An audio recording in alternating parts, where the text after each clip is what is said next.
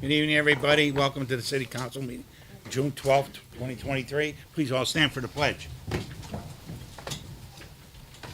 Pledge allegiance to the flag of the United States of America and to the republic for which it stands, one nation, under God, indivisible, with liberty and justice for all.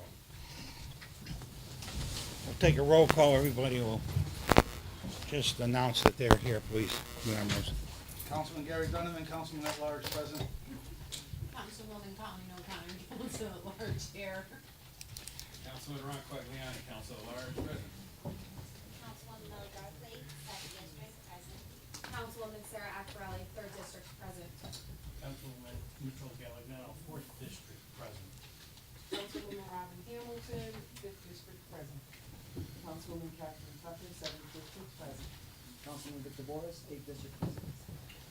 Councilman Robert Bruno, 9th District, present. Councilman Stephen Johnstone, 10th District, present. And Chairman Peter Massaro, 6th District Councilman, present.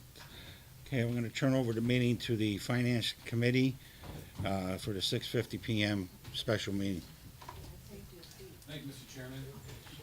Finance Committee consists of Councilwoman Hamilton, Councilwoman O'Connor, Councilwoman Akbarali, myself, Councilman Quagliani. Councilwoman Hosky is not present this evening. We have a public hearing tonight. First off, for Communication C from the May 22nd, 2023 agenda from Ronald Dumas, CDA Housing Specialist, regarding the Neighborhood Assistance Program. Is there anyone from the public that would like to address the council regarding the Neighborhood Assistance Program? For a second time, anyone from the public like to address the council on the Neighborhood Assistance Program? And for the third and final time, anyone from the public like to address the council on the Neighborhood Assistance Program? Seeing none, the public hearing for Communication C is closed. Thank you, Mr. Chairman. Thank you, Chairman Quagliani. We'll wait recess for 6:55.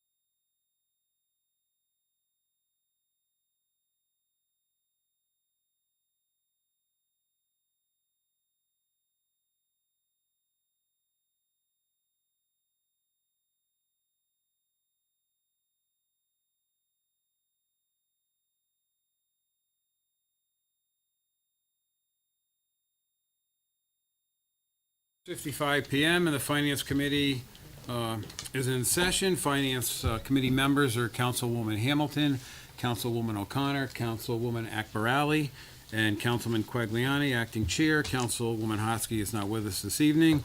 Before us is Communication D from the May 22nd, 2023 agenda from Mark Basakia, CDA Manager, regarding the proposed CDBG budget as set by the Citizen Advisory Committee for Program Year 49, July 1, 2023 to June 30, 2024. Is there anyone from the public that would like to address the council on this matter? Mr. Vitti. Good evening, everyone. Think it's working, right?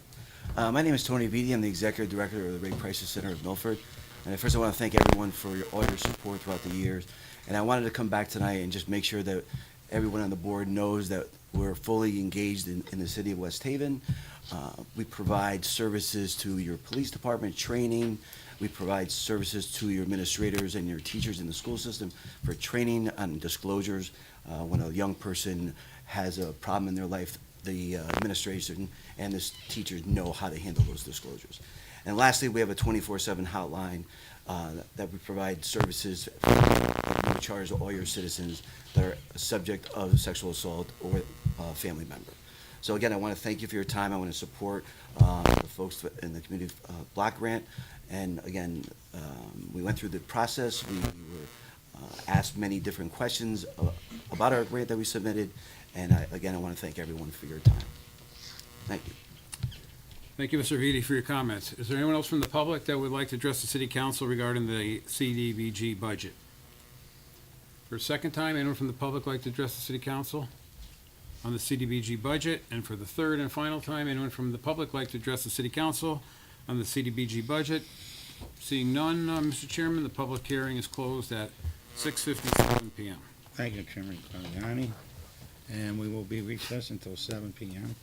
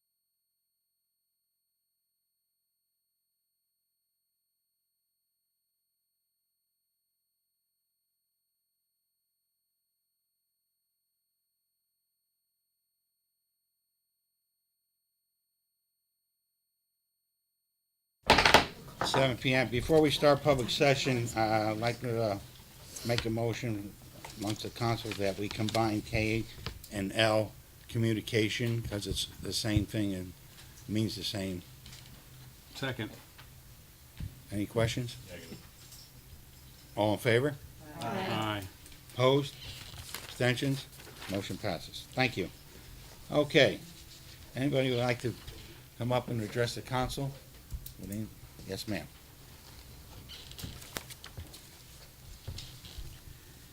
Hello, Chairman Massaro and members of the City Council.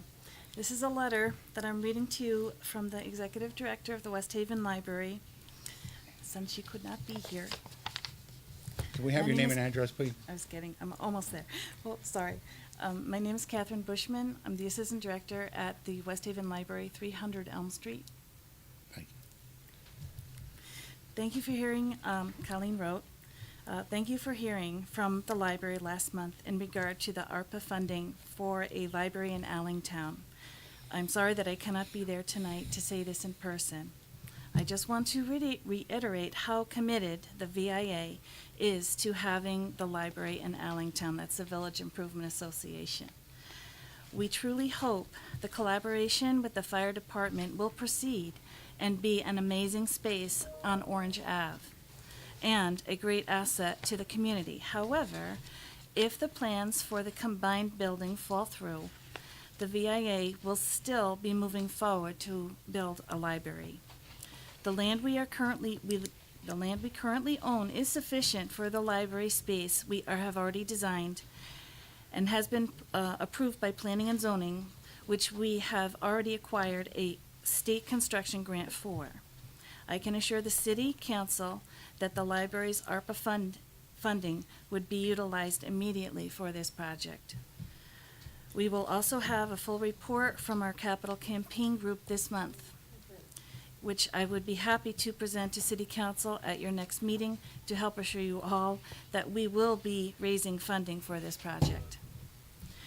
As you can see from our summer flyers and advertisements, we are committed to providing the services we can in Allentown now. Our outreach librarian, Melissa, will have a regular pop-up library spots throughout Allentown during the summer to bridge some of the gaps in services. I ask the City Council to please vote on the library's ARPA funds so that we can continue to move forward to provide the best services to Allentown community possible with the library branch. Thank you for your time. Thank you. Would anybody else like to come up and address the council? Yes, Mr. Weinstein.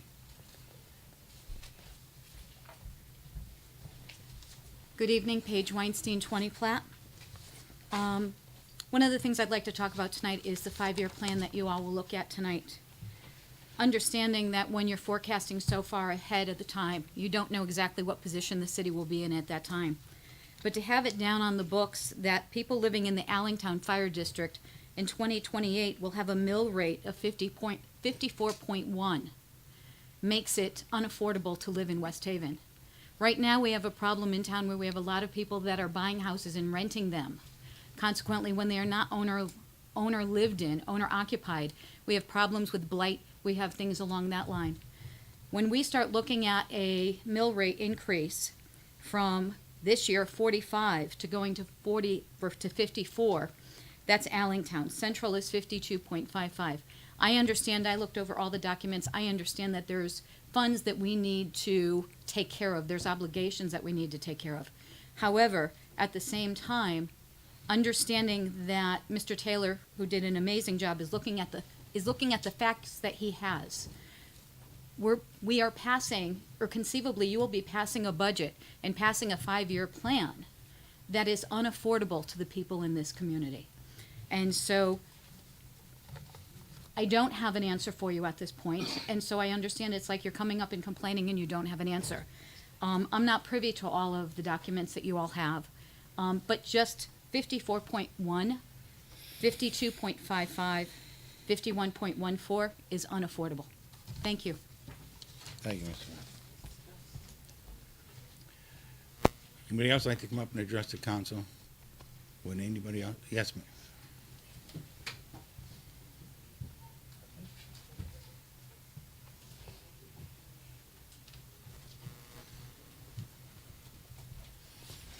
Good evening, council members and everybody else in the room.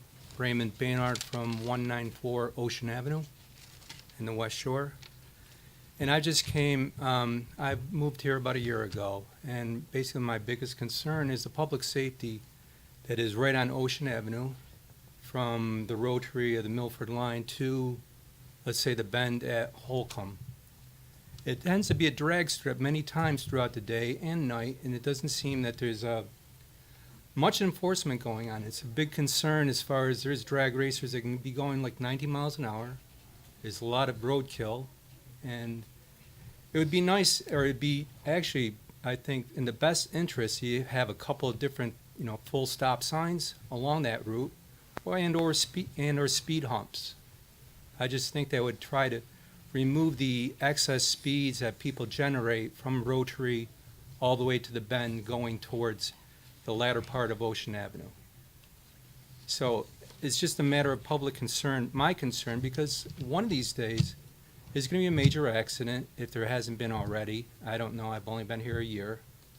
But it just seems like in public interest to have maybe even more enforcement on the police side, to have, speeding detection and so forth.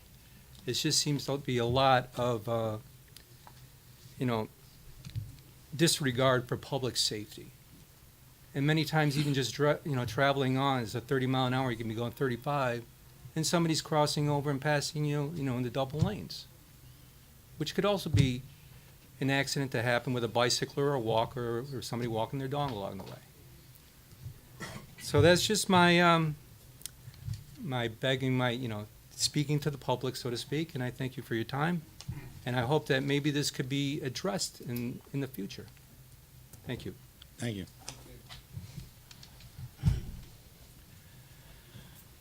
Anybody else would like to come up and address the council? Would anybody else like to come up and address the council? Third and final time, would anybody else like to address the council? Public session is now closed. Thank you. Regular meeting will start at 7:05. At this time, I'd like to approve the budget hearing minutes from April 5th, 2023 to May 4th to 2023. Any discussion? All in favor? Aye. Opposed? Abstentions? Motion passes. Approval of the minutes of the special meeting for May 4th, 2023. Any discussion? All in favor? Aye. Abstentions? Motion passes. The approval of the minutes for the regular meeting of May 22nd, 2023. Second. Any discussion? All in favor? Any opposed? Any abstentions? Motion passes.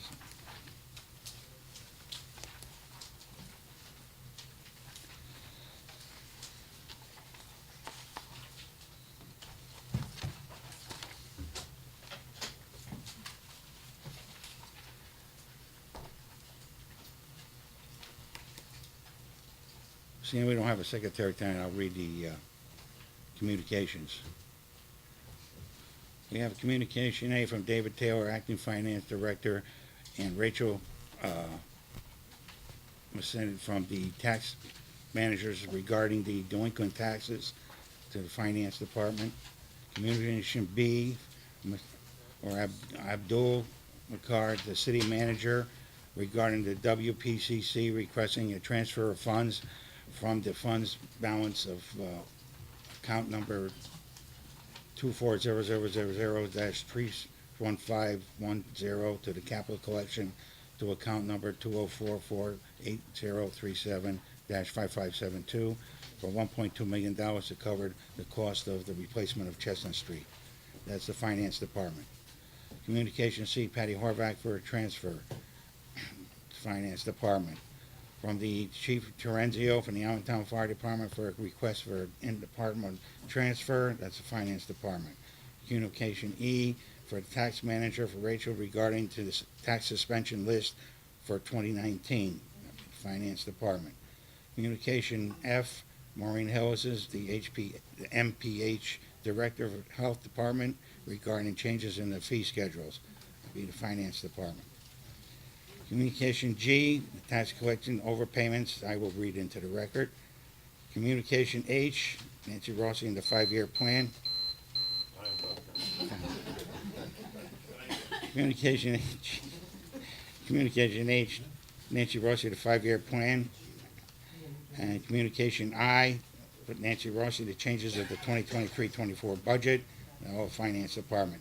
Communication J, Abdul, for the ordinance of the $6.956 million for the cost of association for the upgrades at Oyster River Waste Water Pump Station. That will also be the Finance Department. And Communication K and L is combined for the brewery, which will be in the Finance Department, and Communication M will be the Finance Department for the auditors for 2023. And right now, it's all yours. Thanks for sharing it amongst all the committees, Mr. Chairman. I appreciate it. I didn't even let you read them all. I did them. Actually, you're up first, Mr. Chairman. Council as a whole. The Waste Department. Olivia, you ready? Yep.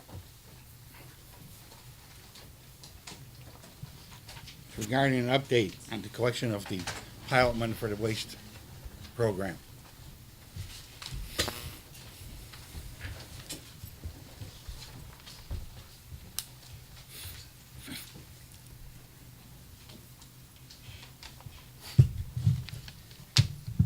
Good evening, councilors. My name is Chris Nelson. I work for the Connecticut Department of Energy and Environmental Protection. Just wanted to say a few words before I turn it over to our consultant who's been running the pilot in town. Just from deep, I would like to share a thank you for West Haven for stepping up and being a leader in the state on efforts to reduce waste and increase diversion of food scrap. You've tried something new and different, and you're doing great according to the data. Your pilot results continue to improve with each new educational outreach that goes out to residents. And we expect to see continued improvement and participation from your residents, which is great. Just as a reminder and some background, DEEP initiated these pilot programs in Connecticut as a result of the growing waste crisis in the state. With the closing of the Mirror trash energy facility in Hartford last year, Connecticut lost a significant amount of disposal capacity in the state.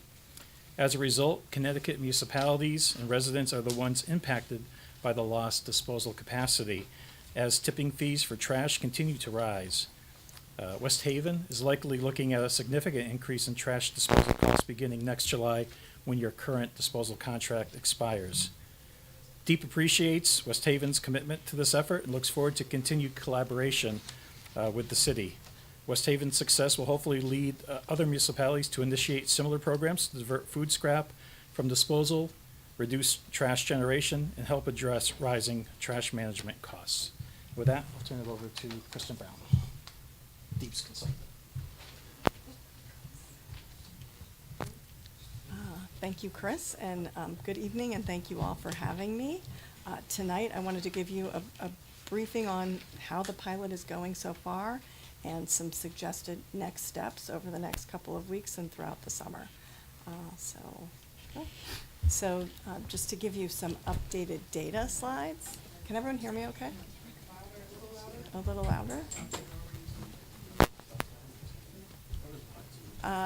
So this is just a look at year-to-date cumulative waste generation. The current year is the dark blue, and last year is the light blue. So your waste is down consistently, a little over 11% basically each week. So you're doing great, and you're sustaining this reduction, which we're pleased with. You're running about the same as Middletown and Ansonia. Ansonia has also a full program throughout the city. And then the city of Middletown has an inner city district program, which is the portion of the waste that they control. So everybody's doing kind of in that same range. So we're really, really pleased with that. Next slide. The other interesting part about the pilot has been an increase, a consistent increase in recycling. Your recycling last year is the blue line, your recycling this year is the orange line. You're up over 35% year to date. And again, we do cumulative year to date each week and look at it. So again, doing great, way ahead of last year. So next slide. This is just to give you a little comparison. If these are state recycling rates. So the red line is where you were last year, that line, and then I carried that across. And the arrow that's pointing there to, I think, Ellington, you're about running equal with Ellington. So again, your overall diversion rate is up significantly, and that's 35% over last year. The other area that we're measuring is your food capture rate. And what that means is of your waste stream, 22% of it is food waste, approximately. And you're capturing about 20% of that food waste. And Sonia, I put up there with you, they're capturing about 21, and Middletown is capturing about 19, so about the same. So what does that really mean? Well, the EPA looks at capture rates of all items, so that's why I put that chart below there, just to give you an idea. So if you look, we're capturing more food waste than plastic. We're capturing more food waste than textiles. But if you look at that goes back to 1990. So it's pretty significant that you're already capturing almost 20% of that available food scrap material in such a short period of time. So that's also great. So next, I'm going to give you a little overview of kind of what we've been doing out in the field. So if you remember back when this pilot started, no one in West Haven, probably almost no resident in the state of Connecticut, really knew that there was any type of a waste crisis happening. So certainly in West Haven, you took this bold move and you applied for the pilot and you moved forward with the pilot. So part of what we've been trying to do throughout this period has been to educate residents and also get feedback from residents. So we've been tracking every discussion that we've had with residents. SCROG is the South Central Regional Council of Governments, and Pam Roach here is from SCROG. You may have seen her around the office because she's sort of here almost every day. She's handled a lot of the resident callbacks and a lot of the resident email correspondence. So we've tracked every single correspondence we've had with them. I've just got some of the comments there in blue. These are kind of typical comments that we're getting from residents whenever we speak to them. They're asking about, where do I get additional bags? I need a recycling bin. That's been a big one. Questions about what's recyclable, obviously questions about what goes in the food scrap bags, looking for a compost bucket, which are still available at City Hall. They've also been asking questions like, and some of these things came up in our last meeting here at council, is what about a larger recycling cart? What about recycling other items like textiles or hard to recycle plastic? So these are all things that we're capturing and using as we make recommendations on how you move forward with, in different pathways over the next year. Next. We've also been tracking the Facebook chatter because that's kind of a controversial topic. So again, Pam from SCROG, God bless, has been going through all of those Facebook posts and sort of tracking whether they're negative, whether they're positive, whether it's negative about the program, whether it's just something that's political, which is what Facebook tends to be. We're tracking misconceptions, general questions, just neutral comments. So sort of categorizing the things that people are saying. So we put up a couple of posts there, blocked out people's names because we're trying to keep it anonymous, but just trying to understand better what's happening. One of the interesting facts is that the gray bars, the sort of the darkest gray and the medium gray, that represents about 50% of the comments that have come in. About 38% of the total are negative. About 12% are negative, but not necessarily about the bag program. It's just really just general political negativity that happened to be in the conversation. So that part is a little bit excluded from this. But what's interesting is when we track the posts themselves, there are about 25 people that are making about 35% of those negative comments. So just to give you sort of an overview of Facebook. The information and feedback sessions, we've had that we had feedback sessions this past March and April. We have more feedback sessions starting, well, they started last week, but we have more this week and more the following week. So those are sessions that are both on Zoom and in person here at City Council office. There is registration online, so it's, if you want to be on the Zoom portion, you need to register, and we can get you a Zoom link. But we're encouraging all residents to give us feedback. And the sessions have been really quite interesting. I think one of them, they last usually about an hour and a half, and it's a really good discussion because residents come with ideas. There was one, our first one, in fact, one of the residents, wanted to, sort of talk about, is there a way to put a landfill or another landfill or an incinerator in Connecticut or even in West Haven or close by West Haven to try to reduce costs. So we had, pretty in-depth discussion about that. Another meeting, we had a gentleman come in who had just moved to West Haven. He was excited. He had just bought a house, and he was talking about his family of 7 that makes less than 1 orange bag a week, and that fills up 2 green bags. And he was sort of bringing up the point that he, was participating in this program, and he didn't appreciate free riders. So we had this discussion about participants and free riders, which was an interesting discussion. And then some of our other discussions have been a little bit more about specifics of the program, like how are you handling your food scraps at home? What are you doing to keep the odor down? That type of discussion. One of the points that comes up quite frequently is when we designed the program, we designed 2 different bags, orange and green, 2 different sizes. We just took average sizes, but we have had lots of feedback on wanting to have additional sizes of orange, another smaller and another larger, and then additional sizes of green, definitely a smaller one, because some people are filling up their green bag, it works perfect for them, but other people need a smaller green bag. So we're trying to we record all this feedback and discuss it with residents. So next slide. We also had a mobile app. About 1,000 people downloaded it, which has been great because it's a great way to communicate with people. Again, ask the question about, does your bag size fit what you need? That's been one of the questions that we've sent out. We've asked about, for instance, how many green bags do you use a week? How many orange bags do you use a week? What about the food waste smell? I thought that one was interesting.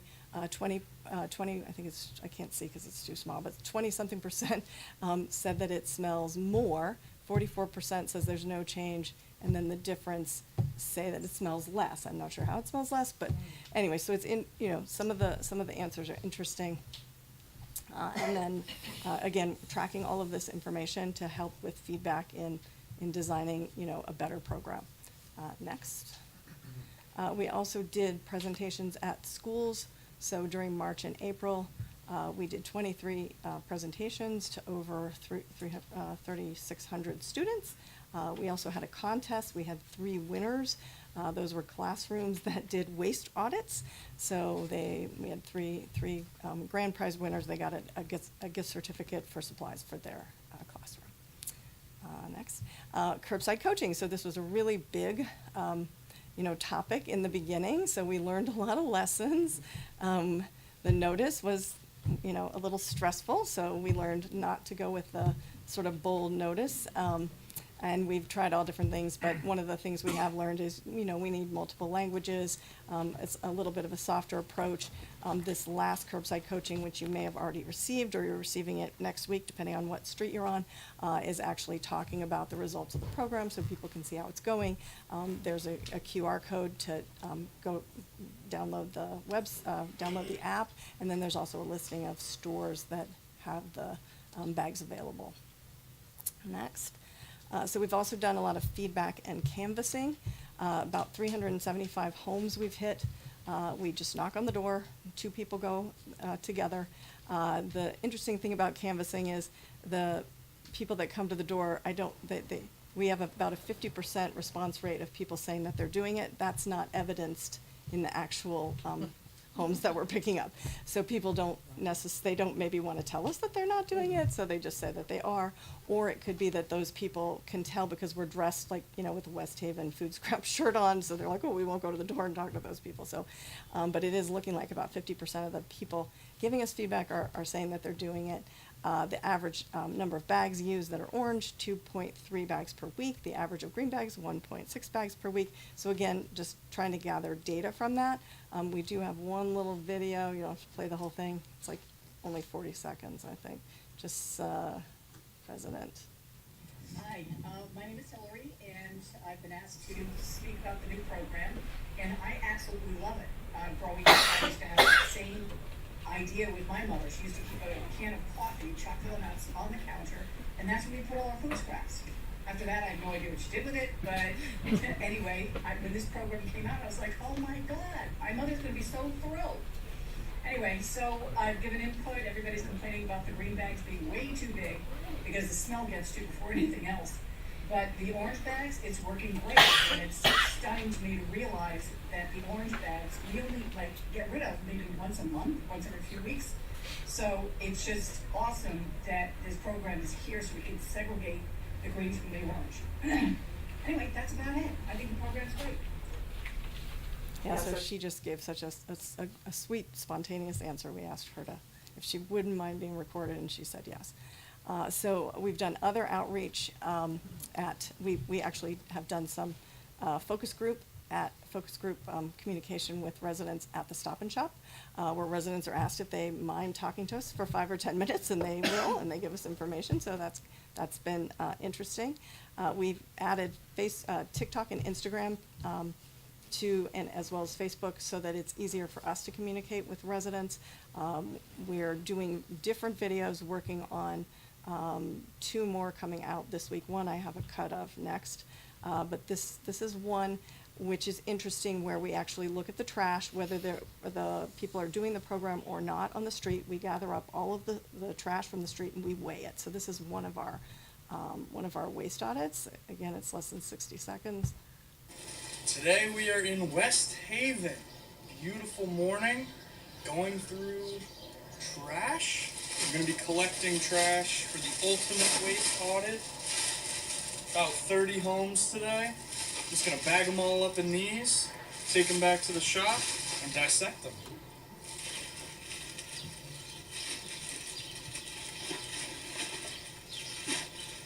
Alright, house one collected.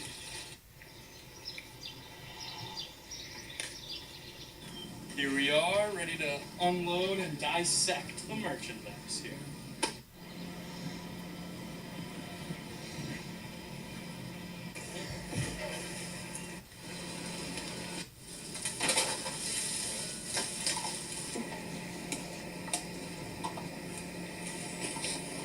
Almost done.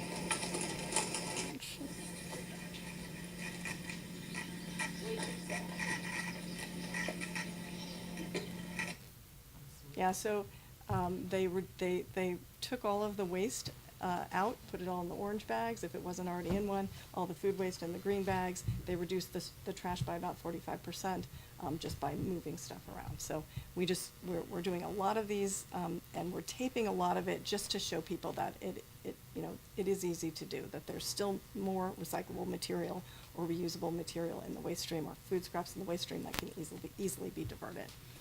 So then some of the other things, we went to the parade. There was a tabling at the parade. We had a lot of great people came to speak to us. Luke, who is not here, drove the Nissan Leaf and decorated it with some high school students. Next. And some of those high school students, in fact, I think 6 of them are working for us this summer, doing curbside coaching, not just for West Haven, but for Seymour, Middletown, Ansonia, some of the other towns. They're also doing work at some of the transfer station programs.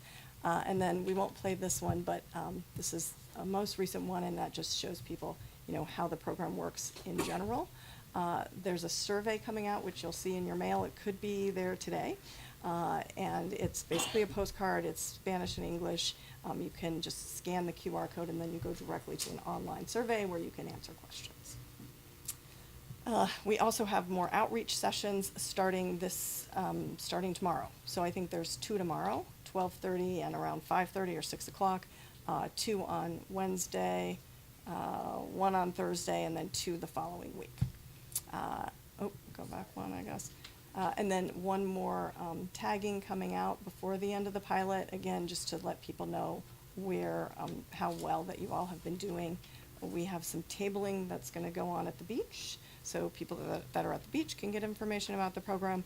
We're doing a Juneteenth concert, and we're also doing a table at the Savin Rock Festival.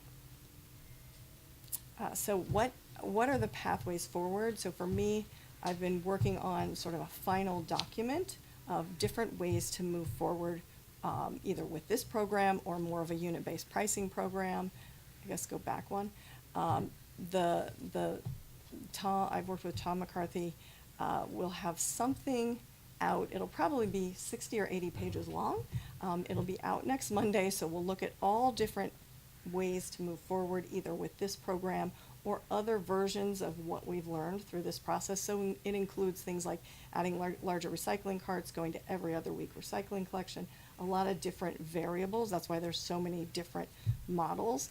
When I talked to Tom about presenting today, he said to sort of talk about some high level, what's sort of the boldest move you can make, really, really stepping out there, what's more of a conservative move to make for a next step, and what happens if you do nothing at all. So I have a couple of slides on that. And so the top line there, your tipping fee is gonna increase this year, which Chris Nelson mentioned. It's happening to a lot of the communities that have had longer term contracts. So you've been in a great position, you've been paying a low tipping fee really for the past 20 years almost, so it's been a great deal. We do expect you will move to market price, which is almost double where you are today. So it's a pretty big hit, probably $650,000 to the budget, in that range next year. Over the next 10 years, when you couple that with increases that are also expected, conservatively we think that's about $9.2 million. So it's a lot of money, especially over the next 10 years. So a bold move, obviously this might be too bold, but a bold move would be really an $18 million savings, and that would be a unit-based pricing program, which is something we talked about in that first meeting way back when, where residents use the specific bags, and those bags are marked up based on the tipping costs for the material inside of those bags. And in doing that, looks like it would net about $18 million over that 10-year period, instead of a cost of $9 million. So a really big swing. The other option, which is what Tom is sort of leaning toward as a next step, again, the decision is up to you all. We do have multiple meetings coming up for the public to continue to get input. And at those meetings, which we can email out the times, I'll be available an hour ahead of time if anyone wants to talk and go through any of these different models, because it might help you all to understand and see the different options that are ahead. But basically, the program that would be simple is just an official, waste and food scrap collection program, similar to what you're doing today. It would be a standard bag for waste, a standard bag for food. Again, there would be multiple different sizes, and we think that would be a savings of around $4.6 million over that 10-year period. So it's not as much as the 18, but it's still, it's not that huge expense, that huge outlay of cash. Again, something to think about. So in this sort of recommended pathway, we feel like you would need a couple of things. One, I think you would reduce trash about 28%. That's what gets you some of that savings. You would continue on with the orange and green bags. They'd be sold basically the way they are today at a lower cost, not like a unit-based pricing cost, a lower cost. There would be other bag sizes offered, definitely larger for the orange since that was requested, definitely smaller for the green. Again, this is all just sort of very high level, so we could package them differently. There's different things you could do there. We do recommend that you apply for a bridge grant, because there will be some funding necessary to bridge you until your next contract is you know, decided at Bridgeport, whether you end up in Bridgeport with disposal or whether you end up someplace else, there are gonna be some interim expenses, so, you would need to apply for a bridge grant, which again is something that Tom and I will work on over the next 2 weeks. We also think there should be some kind of a grace period. Again, people feel like they've got a lot of black and white bags in their house. Continue on with the program as it is over the summer, where those people that are doing it can continue doing it. But come fall, it would be a program that everyone would then be asked to do. The other thing that we recommend is creating maybe a materials management committee, a group of people to help finalize this pathway forward. What does this pathway look like? That would be any of you all or any, you know, residents that you think would be helpful. So that's another recommendation. So I'm gonna get into a little detail on some of those. If you go to the next one. These two are just, again, the projected savings, but this is year by year, so you can see the year by year, and I have the total bars in the other one. We'll have this slide available for you two to look at as well, and it'll be available when we have the small group meetings, so we can compare this to some of the others that we've done. So next. Next, yeah. So bridge grant funding, in theory, could run from August to August. This would help you bridge until your new contract for disposal is in place. There are a few different options here that could really save a lot of money. So the sort of graphic I have below is looking at, you know, currently you would collect the bags together, they would go in the same truck. None of that would really change for trash. It goes to a sort facility right now there in the center. And if you look to the left, currently you go to Earth Loop. Earth Loop is in Wallingford. They send your trash to Bridgeport, so that's orange. And then they send the food scraps to Quantum, and that's in Bristol, so that goes north. Another option could be, if you look at that first block there under Earth Loop, is the food scraps could perhaps come back to West Haven. There could be some savings there. You have the space, you have potentially the ability for aerated static pile. So that's sort of one option. It could be also a mixture of these. The option in the center there is New Haven. New Haven and West Haven together applied for a grant from EPA to be able to sort the green from the orange bags in New Haven. In that case, in theory, the waste after being sorted could go to Bridgeport because New Haven's a little closer logistically, and then the food scraps could come back to West Haven again. There could be some savings there if that's a possibility. Then to the right, Quantum, which is the current anaerobic digester in the state, they're also interested in sorting. So it could be that trash, all of it mixed, goes to Quantum, gets sorted. Food goes to anaerobic digestion, so it doesn't need any additional transport. And then there's a Bristol waste-to-energy facility there, where you could dispose there perhaps instead of Bridgeport. So there's a lot of different options coming forward, and we feel like this bridge fund would give you the time to figure out what are those permanent solutions and what is that cost versus savings from each of those different pathways. So next slide.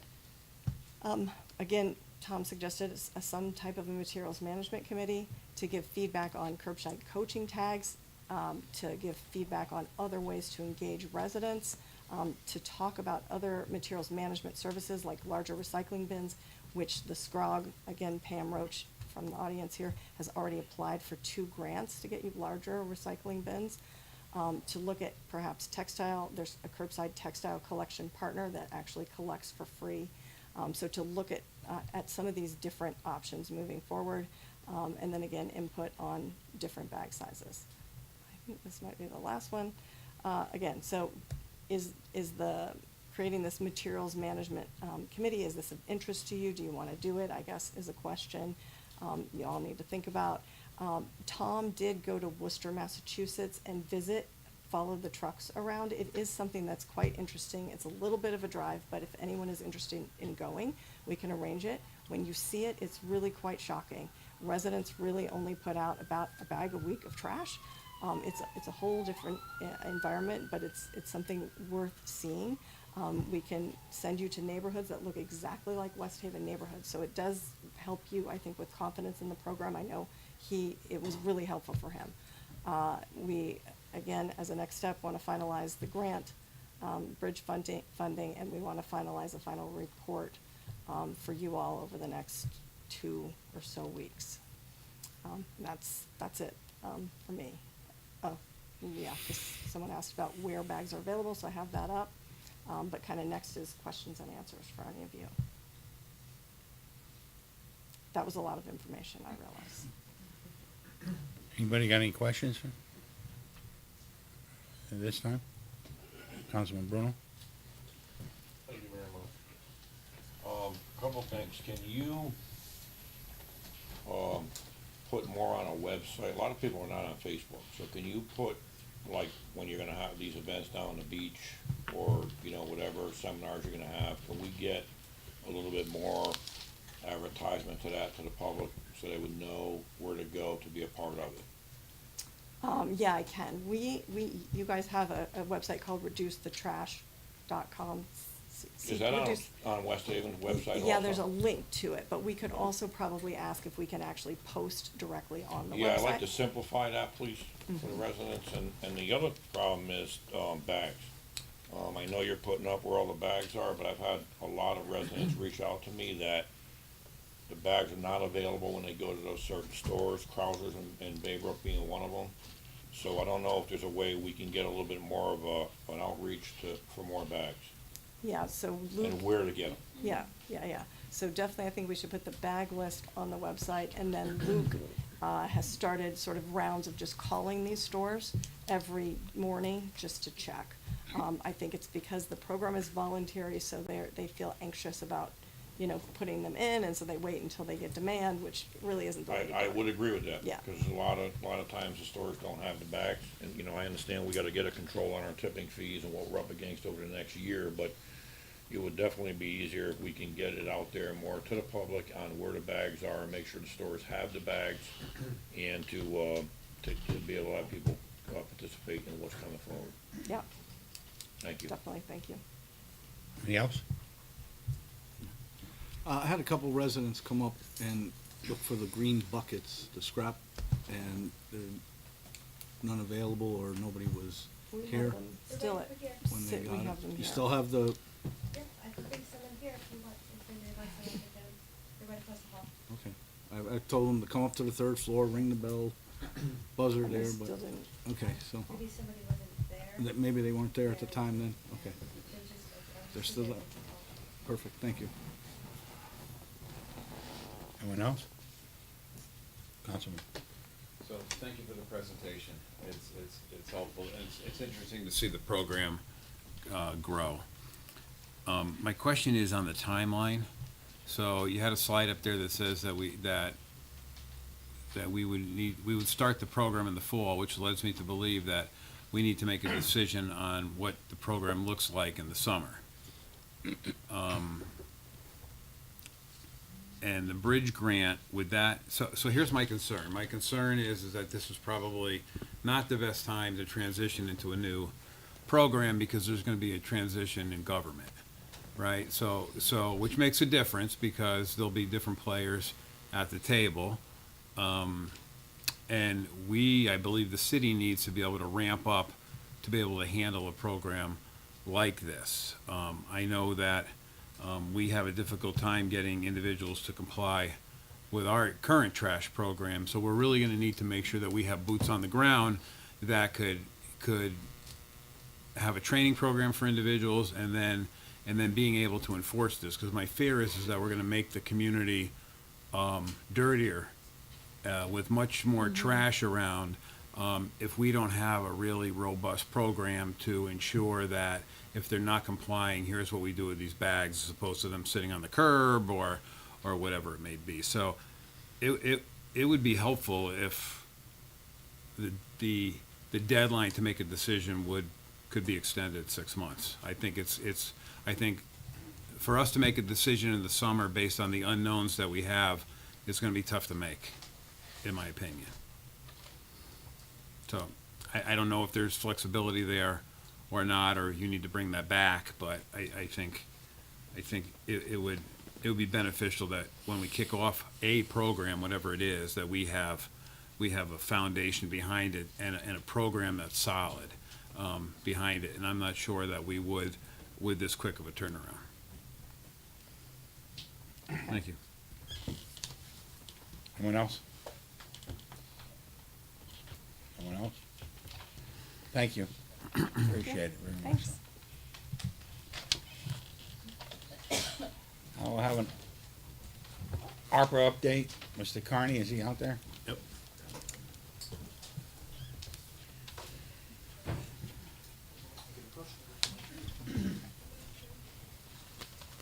Got 10 minutes, Ken. 10 minutes, I'll do it. 2 egg timers. 72 questions.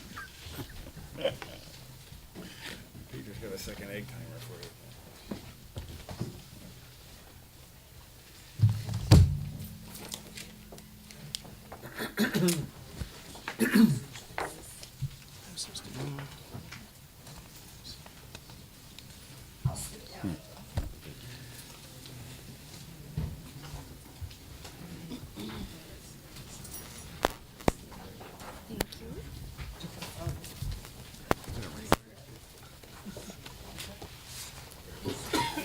Marina?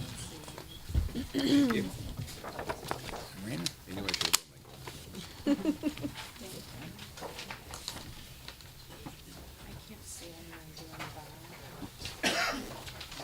Thanks, Em.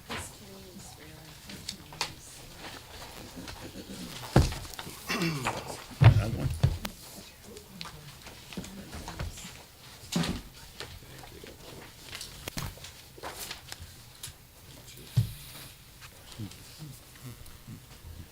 Mr. Chairman, I'd like to report that over the last 2 weeks, we've been audited by the accounting group hired by Marb.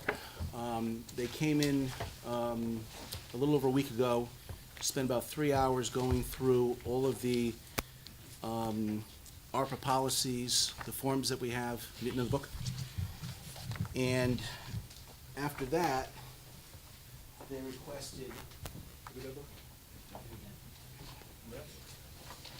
after that, they requested a list of items, some of which I didn't have because they sit in Munis. And I just want to compliment the work that your finance department did.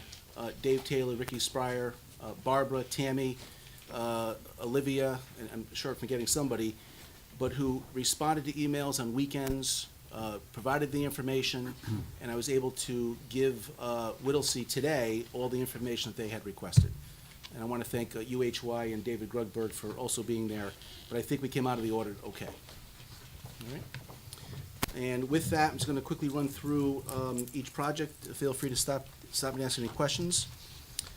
First, we have our ARPA financial management. We have spent to date $360,000. A lot of that is one-time expenses, creating contracts, setting up policies, setting up procedures, working with the finance department. Child Development Center roof, if you go to your booklet and you go to page 2, this is the bid list for that roof project. We think the lowest responsible bidder is going to be $499, and as you can see, we have $360,000 in the budget. Pages 3 and pages 4 and pages 5 is a motion asking the council to move money out of contingency to cover this roof project. Now, in some cases, we put money back into contingency, but I will tell the council that as this process unfolds and these larger jobs come in, this will be a monthly occurrence. You guys control the checkbook. We talked about this in the beginning. This is an example. If you want this project to move forward, we have to pull money out of contingency to make it happen. There'll be times, as we've seen in the past, we put money back into contingency, but now we're asking for money to come out.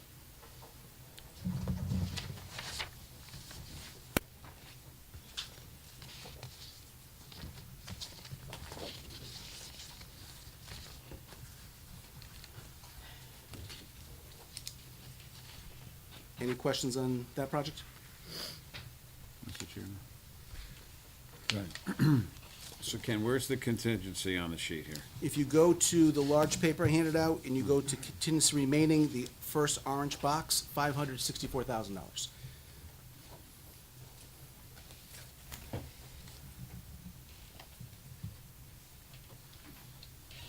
So I would imagine as these projects come in and the price is what the price is based on the environment that we're in, that I'm sure we're, as you mentioned, we're gonna be faced with this again. So at some point, are we gonna have to make a decision as to what projects move forward and maybe some that we originally approved aren't going to move forward? Yeah, I think to help you make that decision, we are close to seeing some large numbers come in because the design work is either done or close to getting done. And I think when you see a project that comes in 35 or 40% over budget, if it does, you as a council may say, this project's not worth it. And then what'll happen is that money will go back into contingency and it will help fund the other projects. We're not gonna be able to achieve every project on this sheet because of escalation, because of inflation. I did not set up a lot of these original budgets, they were given to me. We've done well with some of them, and you can see in the second to right column, the money that we've given back, $58,000 to contingency. But as the larger projects come in, we're gonna be spending more money. And we're seeing it, across the state, and I'll give you an example. The high school came in at $460 a square foot. That has an auditorium, it's got a central kitchen, it's got a couple gymnasiums. Washington School, which has none of that, is coming in at $606 a square foot. That's the difference that we're seeing for construction. And it's everywhere. So. Well, and every community has money to spend. So- Correct. Yep. So what other, so this is the roof for the Johnson Community Center. There's another line for the Johnson Community Center, right? So we have to take it as a whole to determine the value of the project and how much of an increase it is, or we don't know that other number yet? So we have three numbers. We've got the original roof replacement, which is, if we don't fund it through ARPA, we're gonna have to get money somewhere. We can't lose the building over a leaky roof. And that's number 2, right? Correct. And then we have the Johnson Senior Center. That's $640,000 to relocate the senior center to the second floor and replace the elevator, which is in bad shape. Now, we've run numbers on that, and we think we're gonna be a lot closer to that number than, as opposed to being over. We think we're gonna be okay in that number. Don't know for sure till it hits the street, but we feel better about that number. And then we have an HVAC component. Number 10, right? Which is number 2023, number 10 for 265. I think the issue there is gonna be not going over budget, it's gonna be the time frame to get the material. And that is, that design work is done and that's hitting the street probably next week.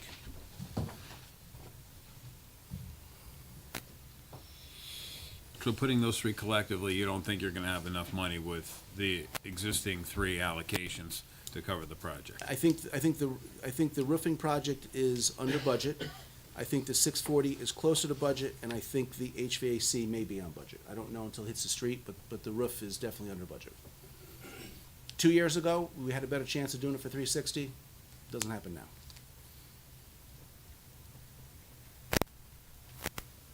Thank you. Anyone else? So Ken, with that, basically, I'm doing the numbers here, so you're looking to get $109,000 out of contingency for that roof? Correct? No, I'm looking for 150, I believe. Yeah, so they're gonna start the roof and peel it up. There may be additional things there. Anything we don't spend, we'll give back to you. But the lowest bid is $469 here. Well, it's not the lowest bid, it's the lowest responsible bidder. We have to go through 2 scope reviews. Oh, okay. We think the lowest responsible bidder is gonna be $499.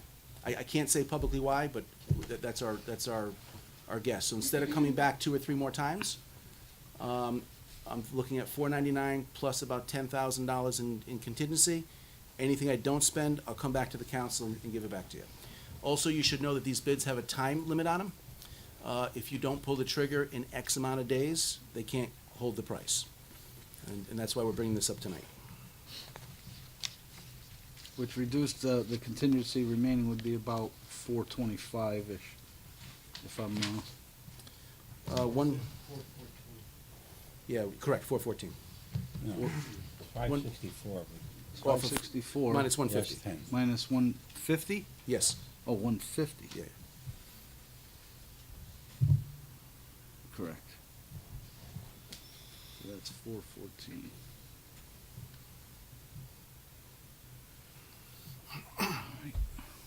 All right, that's, yeah. I'm sorry. No, I'm set. Nicole. No, I Yeah. just want to make sure. Yeah, I'm all set, sorry. Colleen? I think I know where we can come up with $54,000. The Seven Rock Playscape and in Groundscape. Mark, please, I think I'm right, but isn't a HUD grant covering that $54,000 for the Seven Rock Playscape? Correct. So we don't need $54,000 from both. As much as I love kids, they don't need two playscapes in the same school. There's a very good chance that 54,000 can go back to contingency. That can't happen until we actually sign the paperwork for that and get that going. But I believe you're correct. It's just, but not tonight. Okay. Yeah. Thank you. And that's CDA money, I believe. Yes. Yeah. That was it.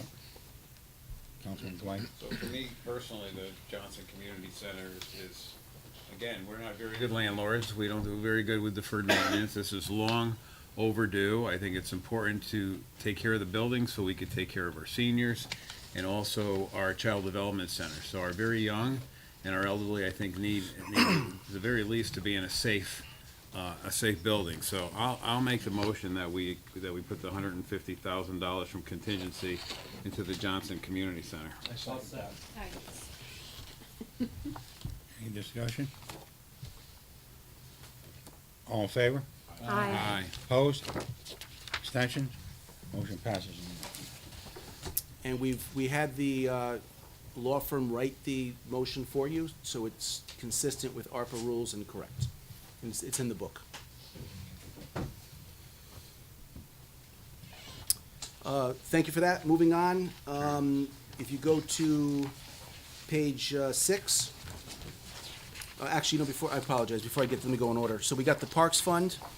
It says we approved about 106,000 invoices. That's closer to about 150,000 at this point. And there's a lot of work going on in all of your districts concerning parks. There's tree pruning going on, there's fences going everywhere, there's benches being fixed, there's the repair to playscapes. There's 2 playscapes going in at Painter Park. There is this cornhole games that got destroyed have been replaced. There's roads going into parks so people can access those parks. We have really done a lot with parks, and we haven't spent a lot of money. And Ernie is driving that, and he's done a really good job, Ernie and Leo. And they're meeting all the requirements of ARPA. UHY is approving their invoices as they come in, the ARPA committee is approving them, and the vendors are getting paid. So there's a lot going on with parks. Yes? What happened with Ocala Street? What was the decision about that part? Ocala, remind me, is that the one at the end of the street? Or is that the one on the corner? Middle. Yes, in the middle of the street. Which one? So there was something with the sliding board or something like that, and they were gonna replace it with some other option. Did they decide or no?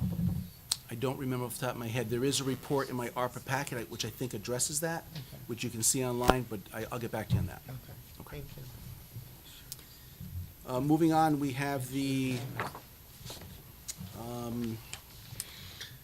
food bank.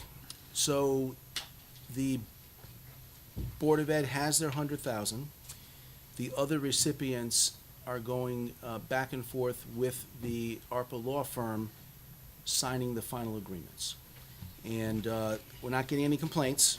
They're doing what they do, but they're gonna get funds once those agreements are signed to reimburse them for expenses. So that is on track. Johnson Senior Center, this is a project, as I mentioned earlier, is replacing the existing elevator, which is in bad shape, moving the seniors to the second floor. And when I say second floor, it's literally 4 steps from the first to second floor. Painting everything, redoing the grid work,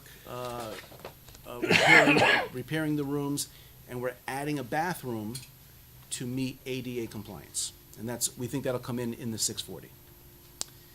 The paving is already realized. The Stormwater Capital Fund, so this is kind of interesting. If you go to your book and you go to pages 6 through 13,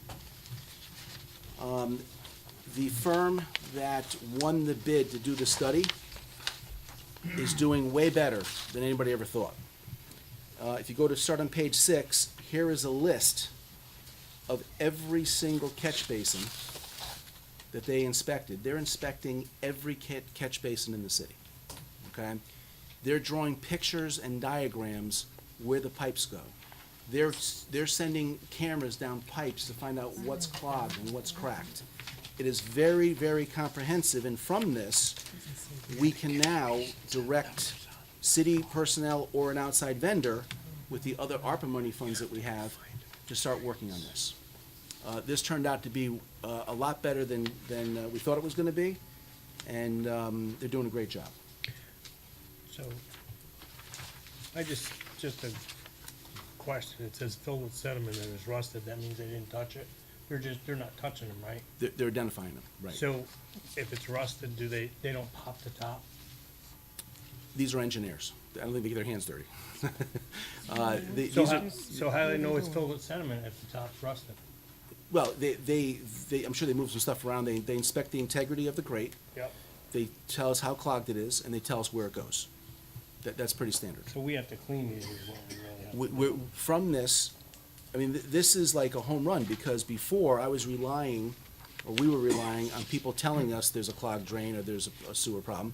This report, and this is a small snippet here, this thing's 300 pages. This report details every deficiency on every catch basin, every pipe in the entire city. This is storm drain, not sewer, Yeah, correct? correct, storm, yeah. So this is what our storm truck, which is following after this, Could is do. for? For part of it, yes. Correct. Yeah. Okay. This normally would fall under Public Works? Correct, but it's being funded right now by ARPA. Correct. Yeah. But normally this would fall under Public Works? I would say so, yes. We don't have the manpower now. No. So what will happen going forward? I guess that's the question then. I think that's what the truck is for, going forward, right? We have some resources. We have the truck now.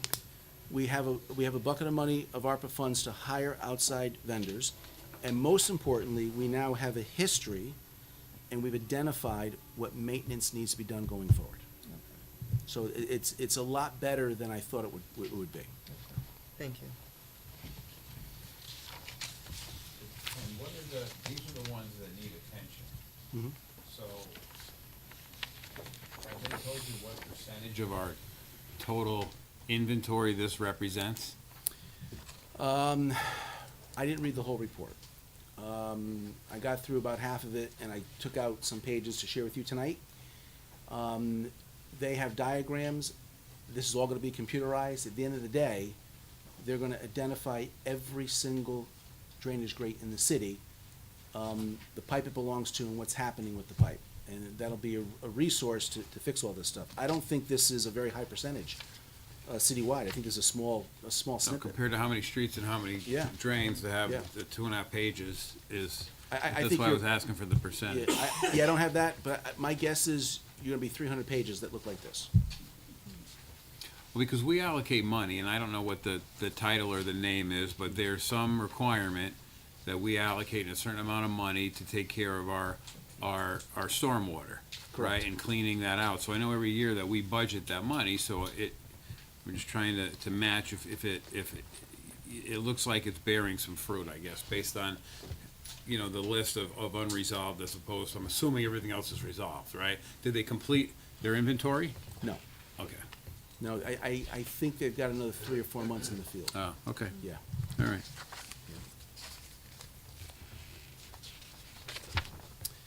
Moving on, the vac truck, I don't know if you've seen it around town, it looks great.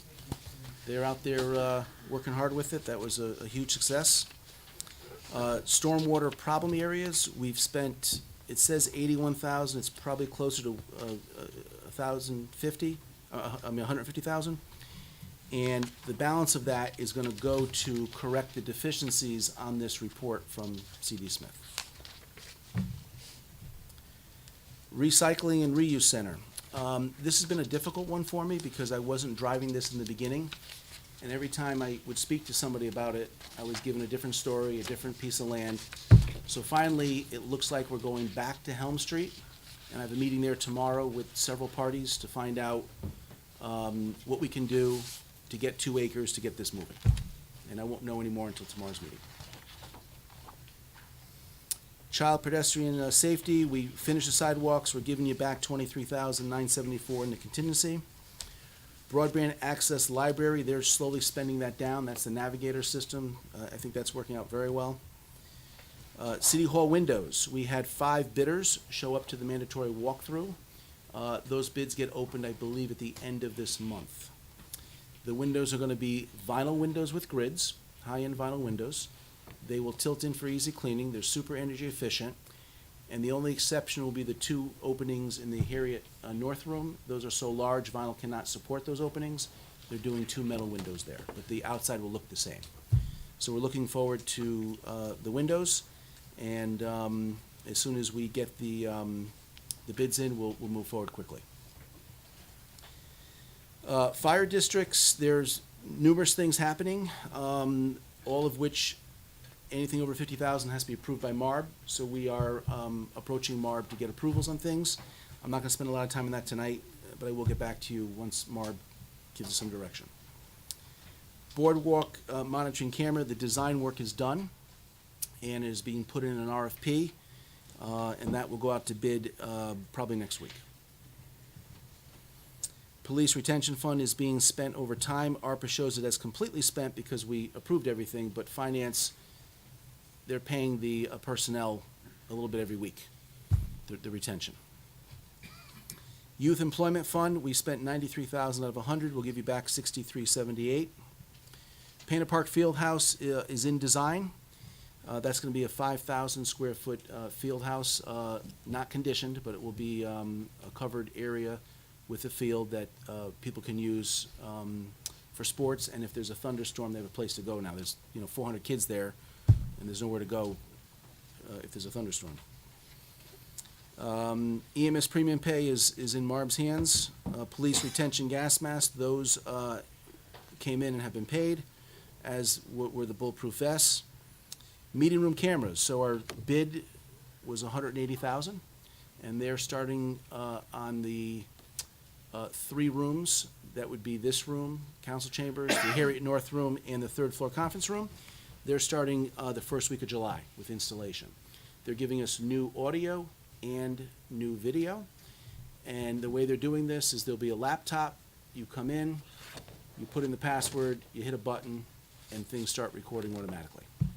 And everything is streamed live automatically. So we feel good about that. And very little training. This stuff is like very easy to use.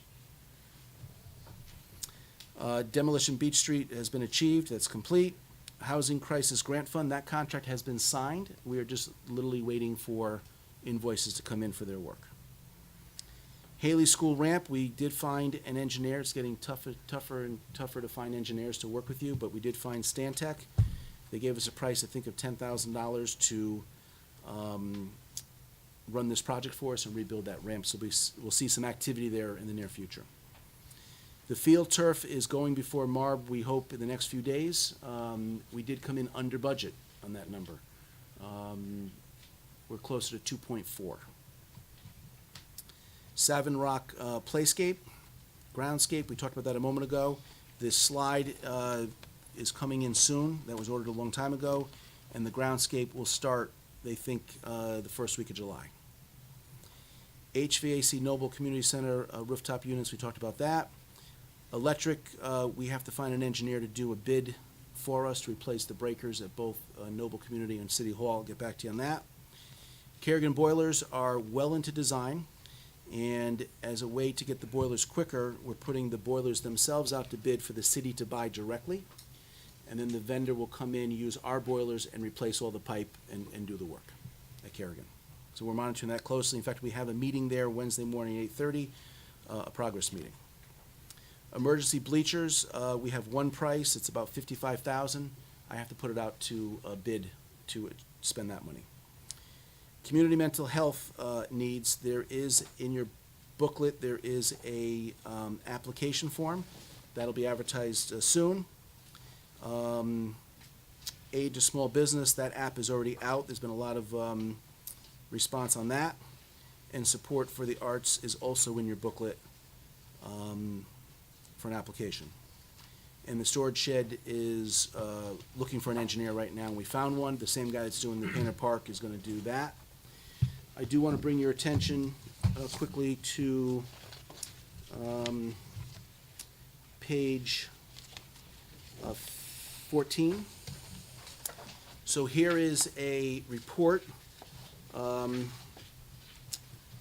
using city personnel and the new machine that we bought. And this talks about roughly 20 hours of manpower. And if you go to page 16, this is the picture of what we found. Turn the page and go to 17, and if that's not a good example of how to stop flooding, I don't know what is, but that's what happened after 20 hours of work using our own backhoe.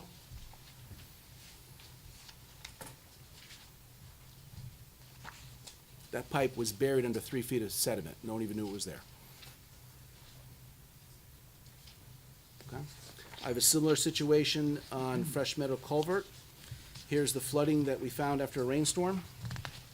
If you go to page 20, it's not the best picture, but you can see the water's gone. Very similar to the picture you saw on page 17.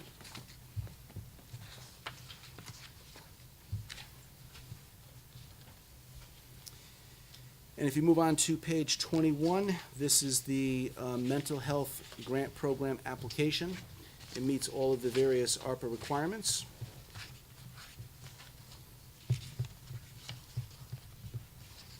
And if you go to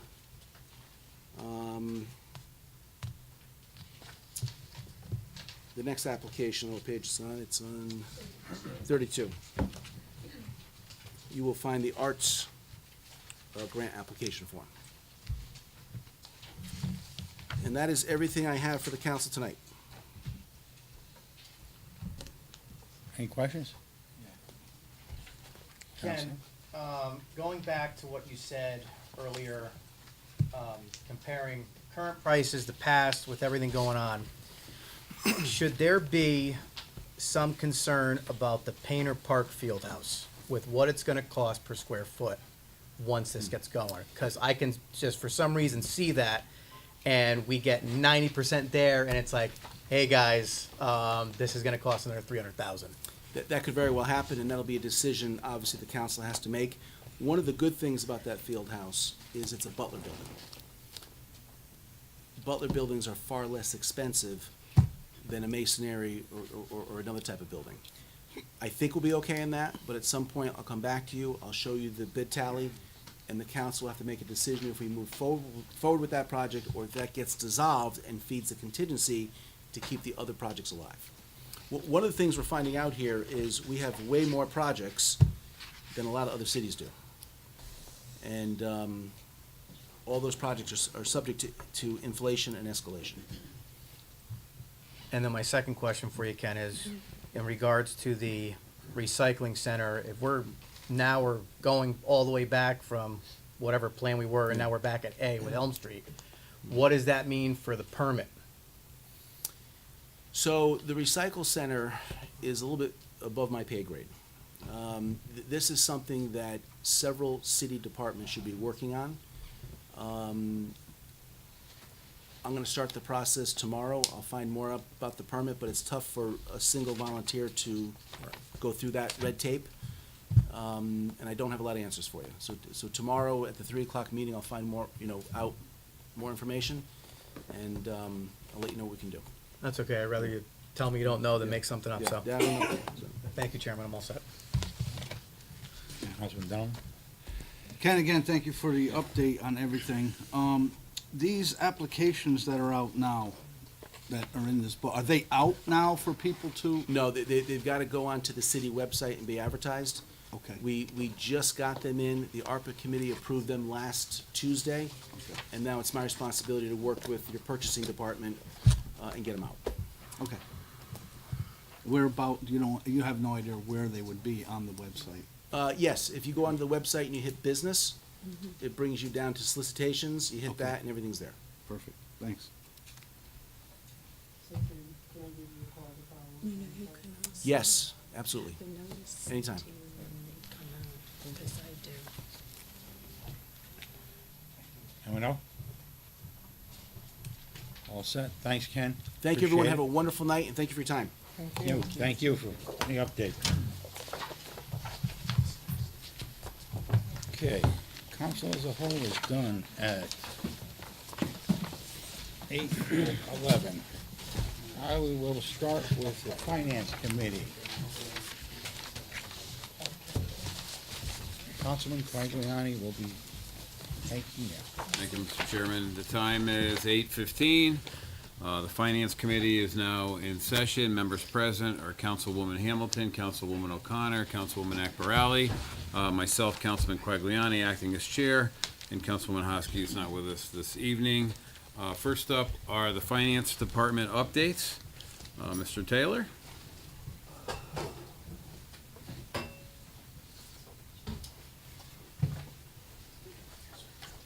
Any highlights to the current budget, Mr. Taylor, that you want to tell the council? Are we on the budget or just, where are we? Year-to-date budget review. Nothing's really changed since the last time I was here. Same savings. Looks like we're gonna, we're gonna talk a little bit in the budget presentation later on this evening about the amount of surplus that I'm anticipating and what we might want to do with that. Other than that, no. Sewer still, same issues with Chestnut Street, FD's still on target. And we continue to make money hand over fist in our investments because of the cash that we have. Does anybody on the Finance Committee have any questions about the year-to-date budget? Anyone on the council have any questions regarding the year-to-date budget? Okay. Mr. Bruno, Councilman Bruno? Thank you, Dave. When you said, problem with Chestnut, what do you mean by that? Oh, it's just that it's a very costly emergency Yeah. that happened. I'm not sure if it's before you tonight, but there will be a resolution before you, that they will be able to use their general fund Yeah. at the sewer to pay for it. The estimate's $1.2 million. I think that's worth noting. Yeah, I agree. Your projections from the last council meeting on where we're gonna be moving forward on, if you would call balances or what have you, they're still projected to be the same? Yeah, in the same neighborhood, yes. Same neighborhood? Yeah, absolutely. Nothing else, Mr. There Quagley? was some improvement on the revenues. Some improvement? Mhm. Thank you, Mr. Chairman. Anyone else for current year budget, Mr. Taylor? Okay, we'll move on to the MARB update. Anything to talk about with the MARB, Mr. Taylor, that we're not gonna talk about later on in the agenda? Not really. There hasn't been a meeting to speak of. We are hoping, our primary reason for going to see the MARB this week, well, Rick would debate that with me. My big reason for going there is to get a budget passed. So hopefully we can get through that tonight. There are a number of other items before them. Okay. Anything to add, or that's? There was no meeting. The next meeting is Thursday, and hopefully I plan on being there. Okay. My wife said I could use the car. Good. Okay, I assume that there is no current police pension update? That's correct. Okay, so in front of us, we have Communication A from David Taylor, Acting Finance Director, and Rachel, our Tax Manager, regarding delinquent tax lien assignment list. Do I have a motion to approve? Second. I'm so moved. I need a motion. Motion by Councilwoman Akbarali. Is there a second? Second. Second by Councilwoman O'Connor. Rachel's here. Is there any questions of the Finance Committee regarding the tax assignment lien list? Rachel, so I'll ask the questions that we ask every year just for transparency. So what does, can you explain the process and how the recommendation is to award RAM the taxes lien assignment? And what do we do before we assign these taxes to the company internally to try to get the taxpayers to pay their taxes? Okay, so by the time they go delinquent, we do send out delinquent notices, and I try to push it out there through word of mouth, and through Mike Walsh puts out emails saying the taxes are due, please pay them. We put out our legal notice in the newspaper. When people don't pay, and we don't hold anyone back from the sale, because we have the fiduciary duty to treat everyone the same. So all of the delinquencies go into the sale unless they're coded for foreclosure or bankruptcy, like certain stuff like that, or if there are issues with prior sales. But then we put it out for bid, and whoever has the highest premium to the city normally would be the winner. This year it is the one with the highest premium. Last year I chose someone with a lower premium because they were not charging our taxpayers the high fees for collection. This year I went with the highest, and they agreed not to charge the collection fees to our taxpayers for the current year billing. So we did end up going with RAM again this year. They have purchased prior years, and on the prior years they did charge higher fees. Any questions for the tax manager from the finance committee? Okay, I'll open up to the whole council. Any questions from the council regarding the request to assign the 2021 delinquent municipal tax and sewer liens to RAM Financial for $1,331,214.48. Councilman Galignano, or something else. I assume when you say that they're not gonna charge fees, that would be put into writing. It is in their bid in writing. The only thing they can charge is the interest that is statutorily required, and the lien release fee, which is also statutory. They have to pay that to get their liens released. So, according to their bid, that's all they're charging. I just wanna make sure it was in writing. Yeah. All set? Thank you. Thank you, Councilman. Chairman? Hi, Richard, thanks for coming. What is usually the percentage of the collection on this? Do we get a good percentage On what? On the, on the collection of the liens?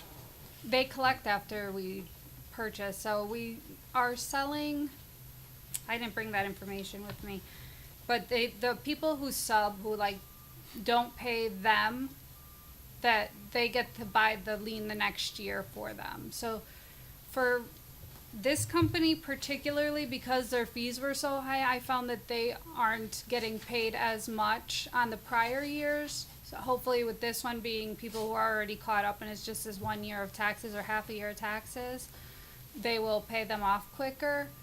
But the company from last year, their collection has been very good because they don't charge those fees. So I don't know the exact percentages. We do get reports from them every month of who is paid off, so we can correct it in our system and mark them as being paid though. Okay, thank you, thank you. Thank you, Chairman. And then it says the current delinquent assignment due June 1 was just over $1 million, $1,069,296. So the current, Right, that's what I was gonna ask you. I'm sure people are paying. that one I have. Right, okay. So the original one was the $1,069,000. That was the June one. It started off much higher than that. Today it was $937,000, and the premium will be about $77,000. Thank you. Any other questions? Seeing none, bring it back to the Finance Committee. All in favor? Aye. Anyone opposed? Any abstentions? Motion carries. Thank you, Rachel. Thank you.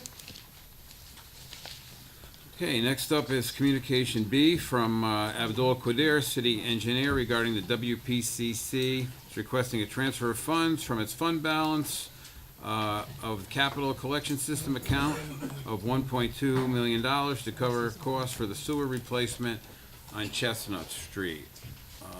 I'd like to entertain a motion to approve. So moved. Take your pick. Who's keeping us track here? I am. Oh, you are? Okay, No, so Colleen. Councilwoman O'Connor, seconded by Councilwoman Akbarali. Any discussion in the Finance Committee? So this is a transfer within the sewer budget from their sewer fund balance to their capital improvement collection system in order to pay for the emergency repairs for Chestnut Street. Mr. Taylor's here to answer any questions. Anybody in the Finance Committee have a question? Okay, I'll open it up to the council. Anyone from the council have a question on this transfer?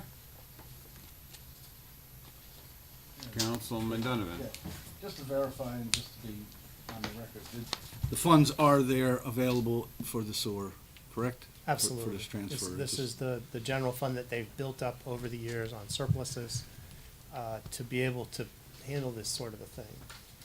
So, and it, you know, there will be working to build that back up over the next few years so that, you know, in case something else happens, they'll be ready for it.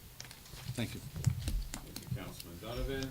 Just for the record, the appropriate transfer request form has been submitted, signed by the department head, the finance director, and the mayor, and the Water Pollution Commission has voted at their meeting to request the transfer of the council. So bringing it back to the Finance Committee, all in favor? Aye. Anybody opposed? Any abstentions? Motion carries. Communication C from Patricia Horvath, City Clerk, regarding a request for interdepartmental transfer of funds. Is there a motion to approve? Second. Councilwoman Hamilton approves, Councilwoman Akbarali seconds. Is there any discussion within committee? The appropriate transfer form is included with the signatures from the city clerk, the finance director, and the mayor. Again, these are transfers within the city clerk's budget, not from any contingency account or other account outside of the city clerk. Is there any questions from the finance committee? Any questions from the council? Okay, back to the finance committee. All in favor? Aye. Anyone opposed? Any abstentions? That motion carries. Communication D is from Chief Terenzio, Allentown Fire Department, regarding a request for interdepartment transfer of funds. Is there a motion to approve? Second. Councilwoman Hamilton, Councilwoman O'Connor seconds. Any discussion within the committee? Okay, this is a transfer within the Allentown Fire budget from unallocated contingency, $3,500 to auto fuel, $3,500 within their budget, signed by the chief, the finance director, and the mayor. Any questions from the finance committee? Any questions of the council? Seeing none, back to the finance committee. All in favor? Aye. Anybody opposed? Any abstentions? Motion carries. Okay, communication E from the tax manager regarding the tax suspense list for Grand List 2019. Motion to approve. So moved.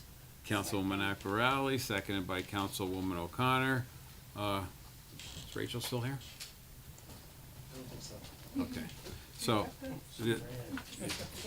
this is a statutory requirement.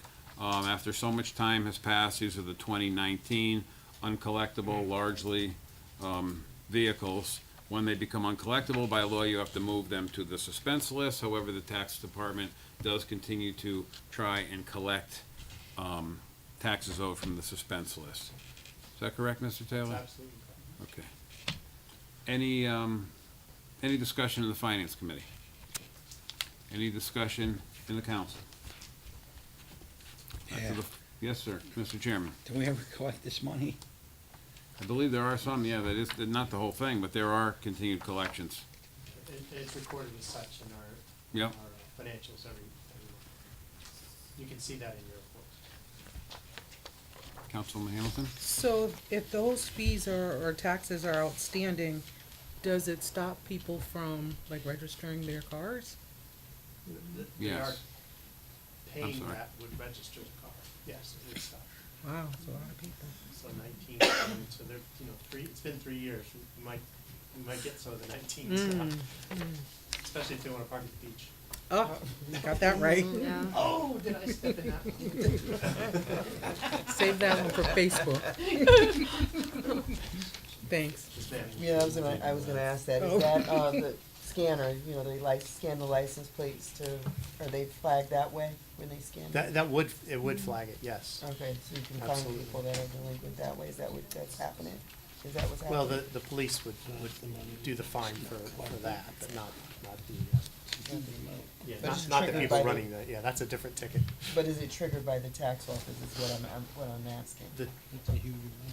So So if you owe taxes, you can't register the car, so the Right. car would be unregistered, so that's what they would flag, So that the unregistered registration vehicle. expired and they would get a Puts you ticket. at risk of being pulled over. Yes. Yeah, sorry, I wasn't following, sorry. Okay, just clearing that up. Thank you. What's that? Any other questions of the council regarding the suspense list? Seeing none, back to finance, all in favor? Aye. Anybody opposed? Any abstentions? That motion carries. Next up is Communication F from Maureen Lellis, Director of Health, regarding changes to the fee schedule. Since this is a change in fees, it requires a public hearing, so when we get back to the full council, we'll request a public hearing for June 26th at 6:55 PM.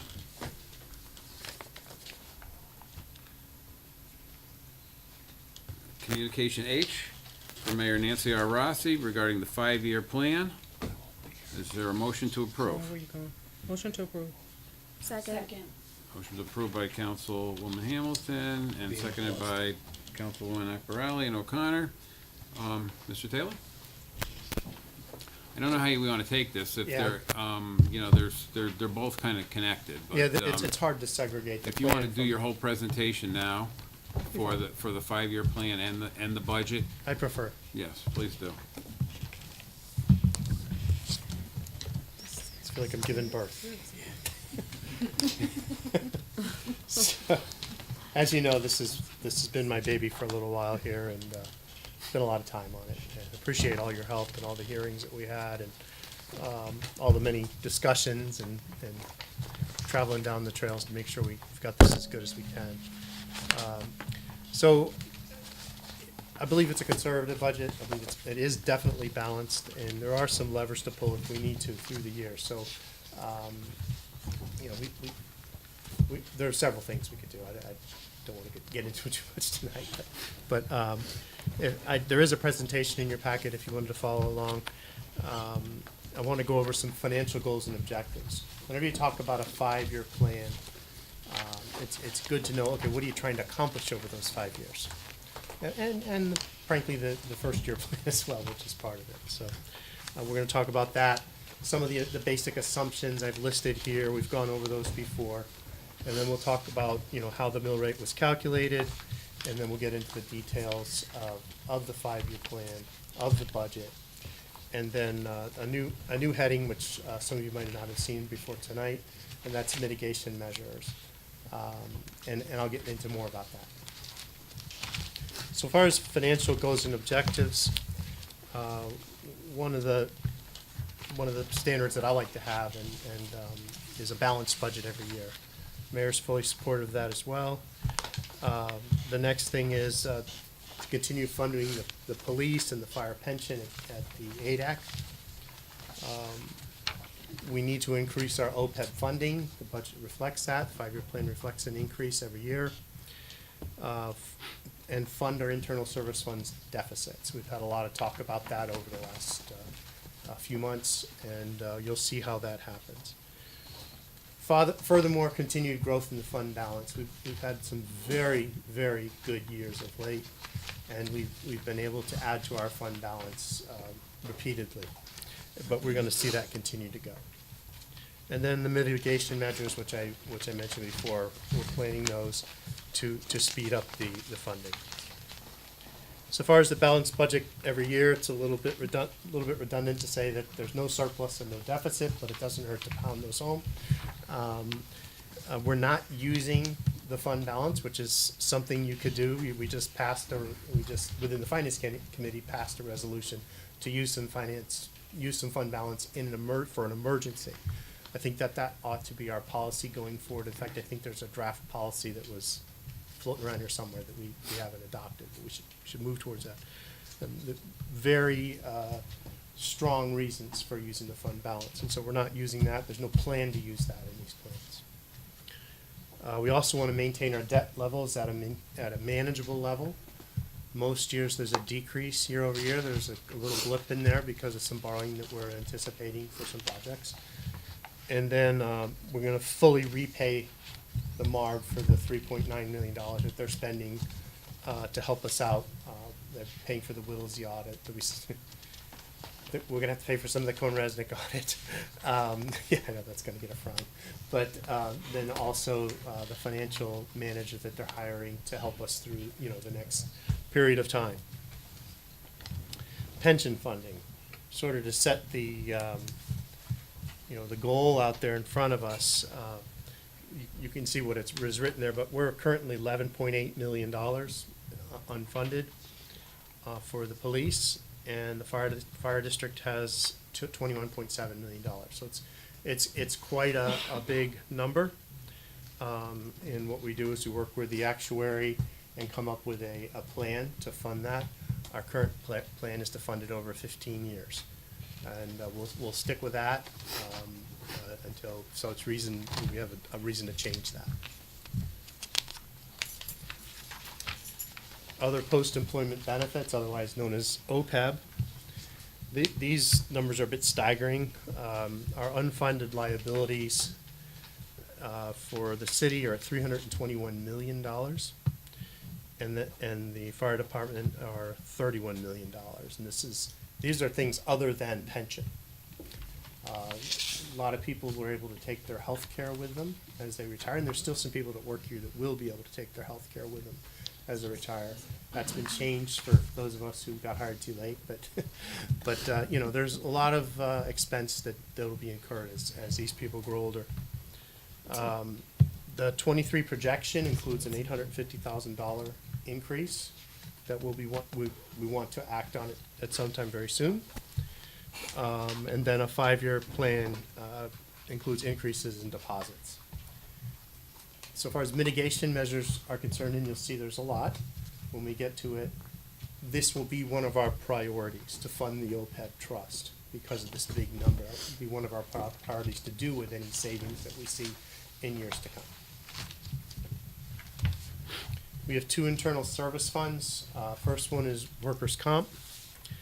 Our costs have increased pretty dramatically over the years. 1.5 million in 2018 and up to 2.4 million in last year. And the unfunded deficit has grown to $7.2 million. The city, over that period of time, only funded the current liability. It did not put monies in there for what we know we'll have to spend over the next few years. And the best standard of practice is to have a 1-to-1 ratio between your liabilities and assets. So far as the 5-year plan is concerned, I'd like to see a $1.4 million out of the 2023 surplus to jumpstart the refunding of this, and then increase funding in successive years, and you'll see that in the plan. Mitigation measures have some specific strategies against this number. Strategies to reduce injury and lost time. These are not built. This is what we're asking for, and we'll be working on over the next year. And then the use of ARPA funds.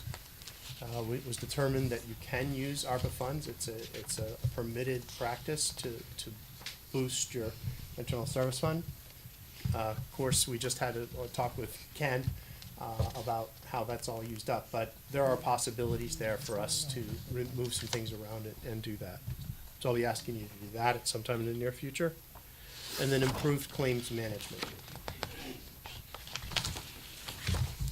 The other internal service fund is for general liabilities. Think of casualty losses, think of accidents where a city employee might damage a citizen's property.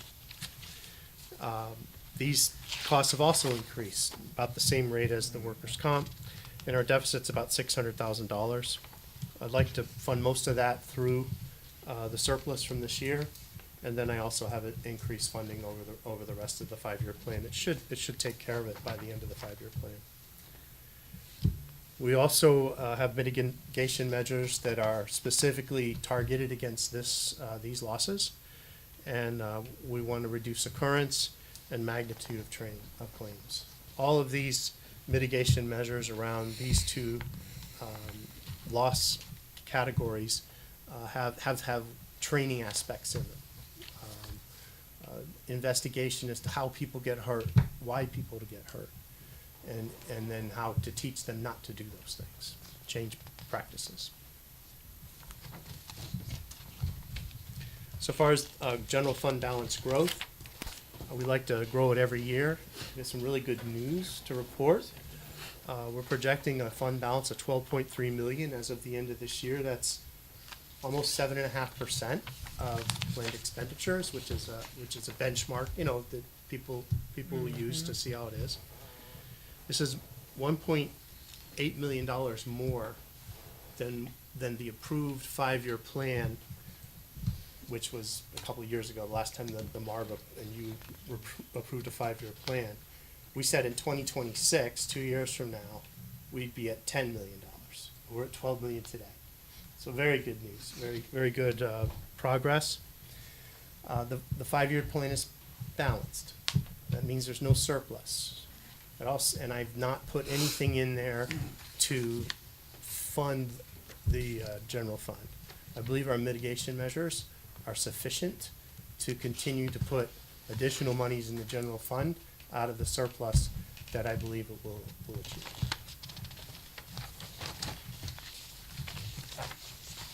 So those are our big picture, big goals, objectives, things that we'd like to hit as we move forward. Well, obviously from a financial perspective. So far as the assumptions, and I think I've gone over most of these with you before, our grand list growth is for motor vehicles at 1%, real estate and personal property 0.5% per year. We have nothing in there for the revaluation impact, which will be in 2024, and we'll talk about that a little more in the mitigation measures. There's no increase in state aid from the governor's plan. We did get some good news the other day. It came out of the House with $200,000 more in pilot funds. So that was a nice little add. Tax collection will be held at 98.4, a number we've been hitting. Wage increases are all tied to contracts. We have health insurance in at 7 to 8% increase. There might be some good news on that as we move through the year. Pensions funded at ADAC, I've already talked about that, and our inflation estimate is 2.3%. So that's the presentation. We can go into the money. The next page is a mill rate calculation. These mill rates are generally the same as I showed you I guess it's been a month now ago. This plan has a mill rate for the current year, 34.81, which is the same rate that you passed recently. And there's increase every year through the plan. Pretty much driven by increases in the cost of education of our children, and then picking up on the increases that we voted for the policemen in a couple of years ago. That's funded with ARPA funds now, but we'll have to pick up that penny.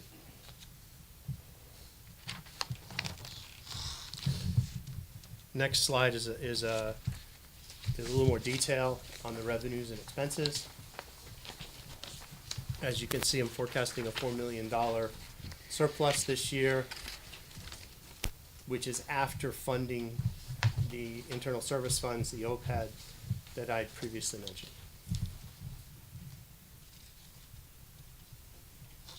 And also you can see through the 24 to 28 forecast that the general fund is flat, and that's because I'm not budgeting to increase it. I'm doing that after the budget on the mitigation measures.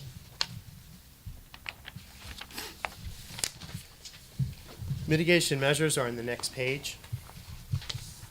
This slide starts out with the total revenues and expenses and repeats to us all that we have a balanced budget. So far as between the first two green bars are the things that are in place, the things that are happening, that we're working on already. And so we're putting those there as a higher percent of success.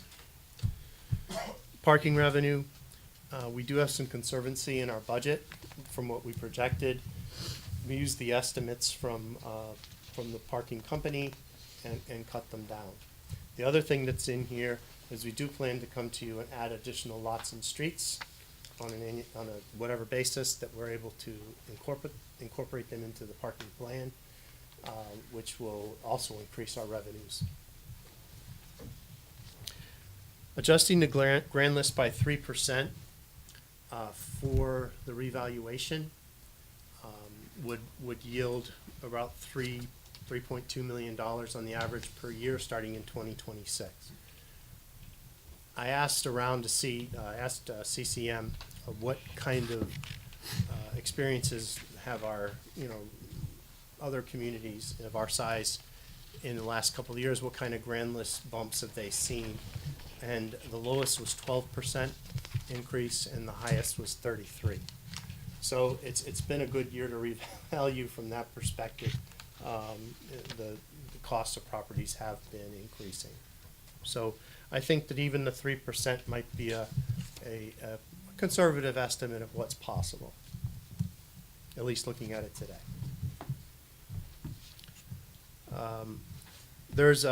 The next item is adjusted attrition based on historical vacancies. I performed an analysis of our attrition over the years, and that's on page 34 if anybody wants to move forward and look at that. I reviewed the regular wages budget versus actual from 2018 through the 23 forecast.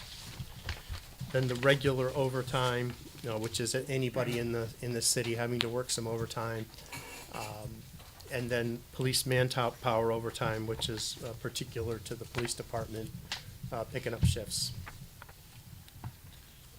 The summary of that yielded on the regular wages, an average of 6% under budget over the years, and you can see how it ran through that period of time. And if we skip down to the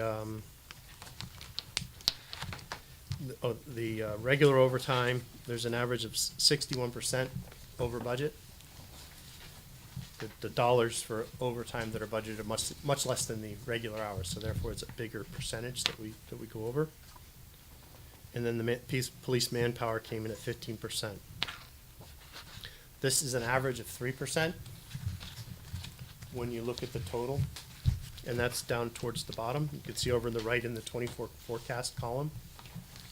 And the calculations are there as to if we had a 3% savings every year, what it would yield. During the budget meetings, the council chose to take $194,000 out of our budget for attrition. So that savings already realized for next year. And so we're looking at $398 for next year. Other than that, the other ones are not reduced by any factor.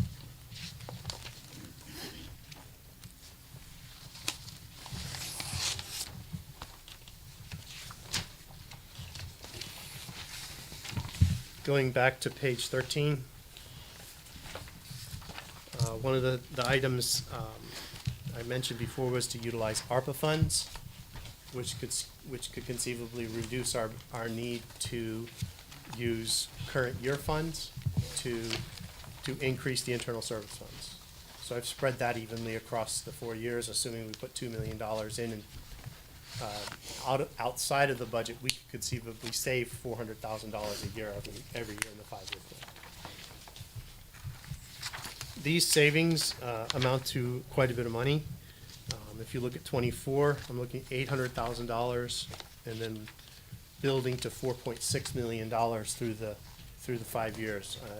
In year 28, because of the increase in tax revenue, we would be saving quite a bit of money.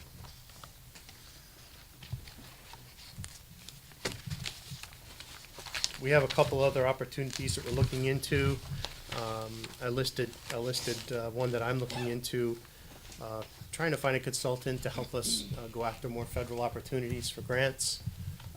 And I think that these are conservative numbers of what's possible. Still in the planning stages of that, trying to see what's around. So they're very small numbers.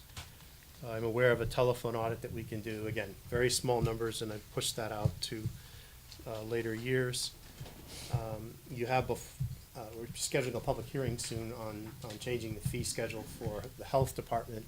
I think there are huge opportunities in all of our departments to change our fee structure. Just parenthetically, we got a hold of the New Haven fee structure, and they're by and large double our fees for the different services that we provide. And there are a number of services that they charge for that the city of West Haven does not charge. So I think there's a lot of room to grow there. These numbers represent a 15% growth. I think that's very conservative compared to what our neighboring communities are doing. We could do a lot more. And then we have some other items here that some of which I've mentioned. We don't have a grants coordinator currently. We are looking for one, having one in place that is specifically looking for items grants that we could get to reduce our operating costs could yield as much as $1 million a year. So we're looking at that. And then I've talked briefly about workers' comp, general liabilities. Energy efficiency projects are always a source of savings. Well, I shouldn't say always, generally a source of savings for the city over time. And then economic development opportunities. I think that this is probably the biggest number on the page. Things like maybe putting a brewery or something down by the beach, or some other opportunities that might follow.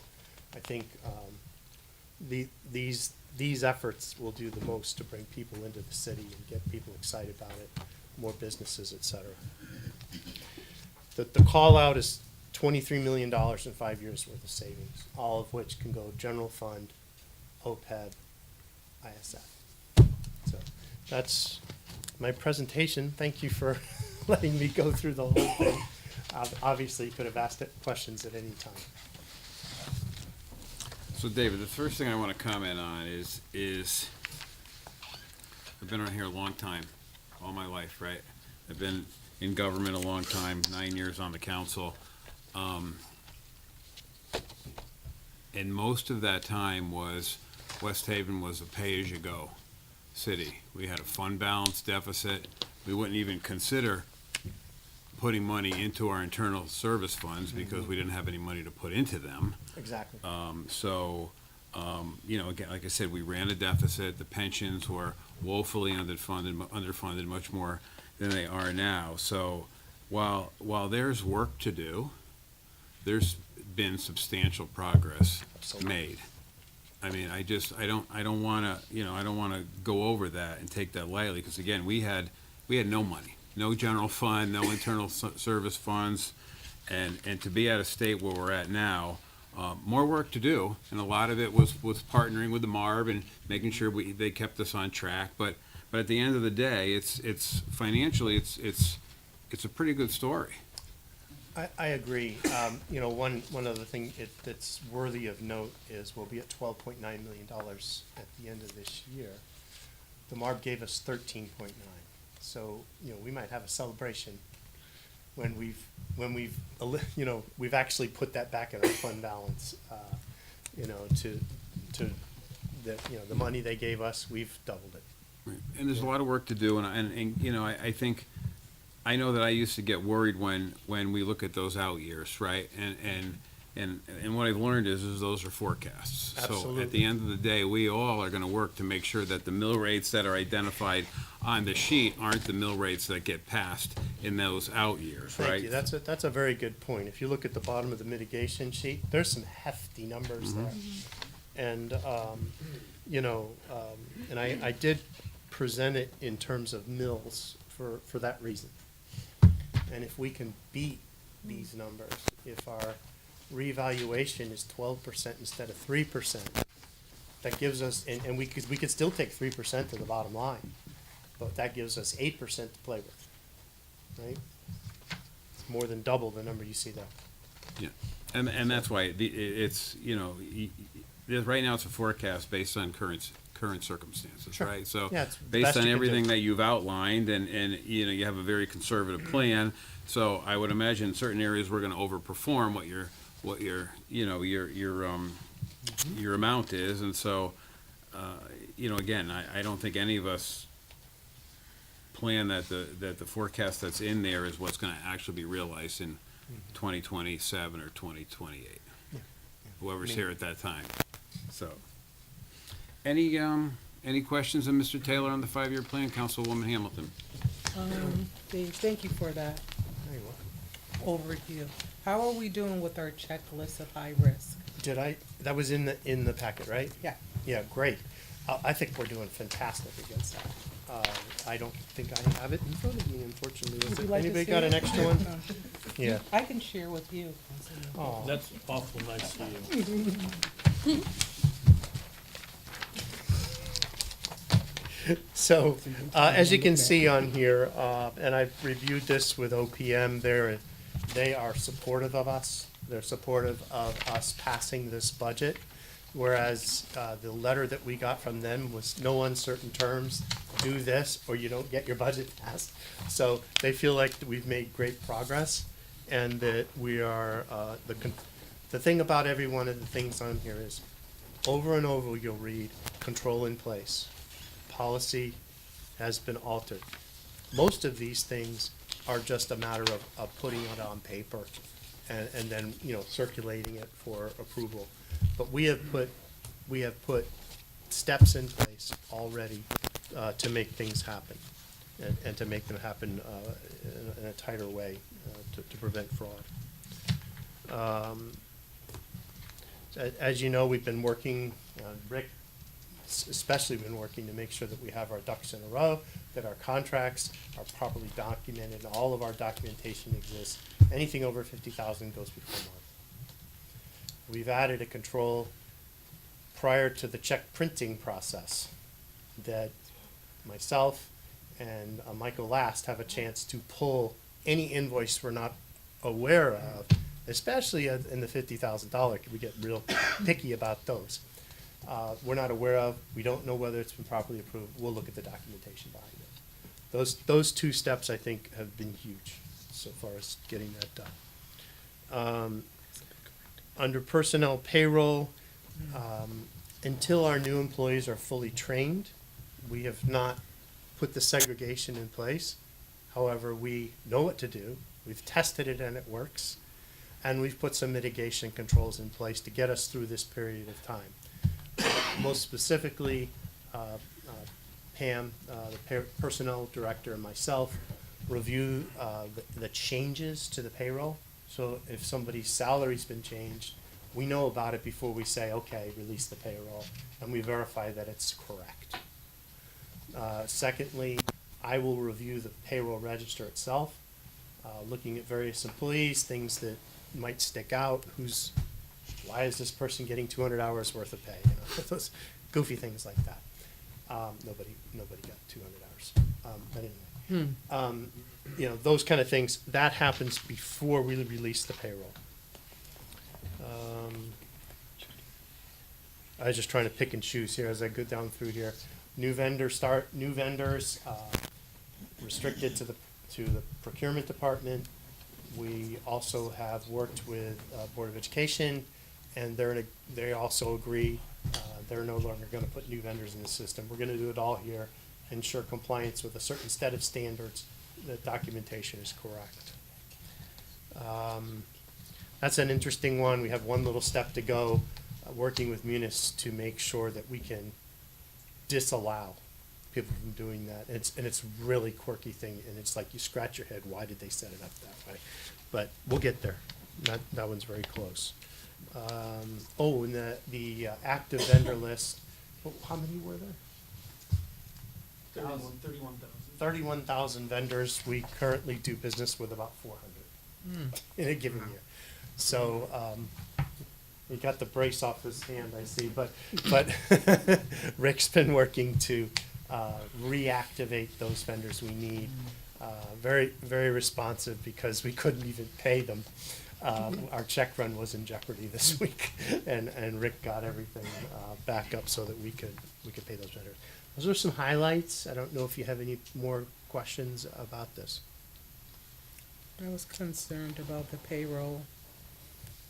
And it just seems to me, on this side of the fence, that it's an easy fix. It's an easy fix if your people are trained. Okay, so.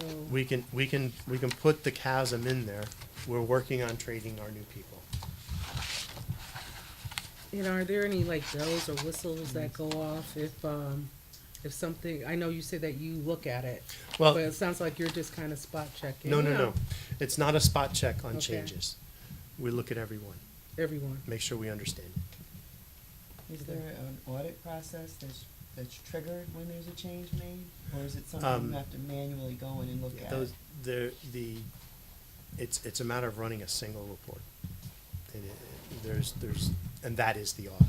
So every time we come up to payroll, run me the changes report, and I look at every one of them with Pam. Now, there's a process whereby changes are made, and there are documents to back that up. New hire, anniversary date, those sorts of things. So there's an internal audit. There's an process internal that- process, and yes. Okay.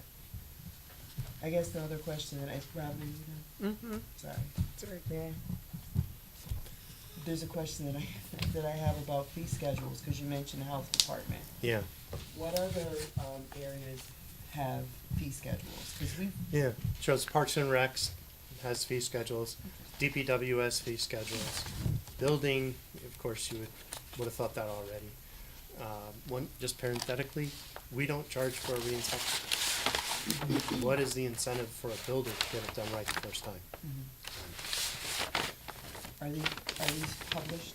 Yes, there's published fees. City clerk has fees. Where might you find these? Published, I couldn't tell you, but yes, they are published. When somebody comes in, they know what they're gonna pay to do whatever it is they wanna do. Okay. Thank you. You're welcome. Councilman Boris? And, Mr. Taylor, thank you so much. Just a question, you're saying that we have new hires, right? Yes. Have there been any mistakes lately, or something that you've caught with the mistakes? And Yes, that's, people learn, Right. they make mistakes, it's what they do after that matters. So You know, just- it's what I do after that matters too. So yes, there've been mistakes made, and we're doing our best to catch them all and make training opportunities out of them. Thank you. Frankly, that's one of the reasons why we're not ready to pull the trigger. Anyone else from the council? Questions on the 5-year plan? Councilman Bruno? Dave, thank you. Yes, sir. When you got all done with all these adjustments, you had to adjust the fund balance to 700,000? I adjusted the expense line item that was effectively a budgeted surplus. I took it to zero because I wanted it, because that's truly now a balanced budget.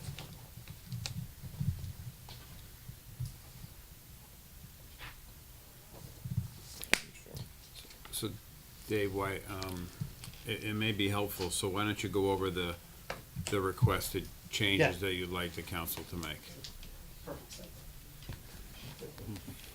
Yeah, so the budget that you passed last month, I'm not gonna, the 23 proposed, I think I covered in my presentation, so unless you have any questions on that, I'm gonna skip right to the 24 budget. As I mentioned, one of our financial goals is to increase the ISFs, general liabilities. There's a page number that references the budget that follows, and the account number is there. And it's $100,000 to $600,000 in F-24. We want to increase our pension for police, $168,000 to $4,023,000. This is something that I communicated previously. The number that you passed in the budget at my direction was a little short so far as the ADAC. So this trues it up to the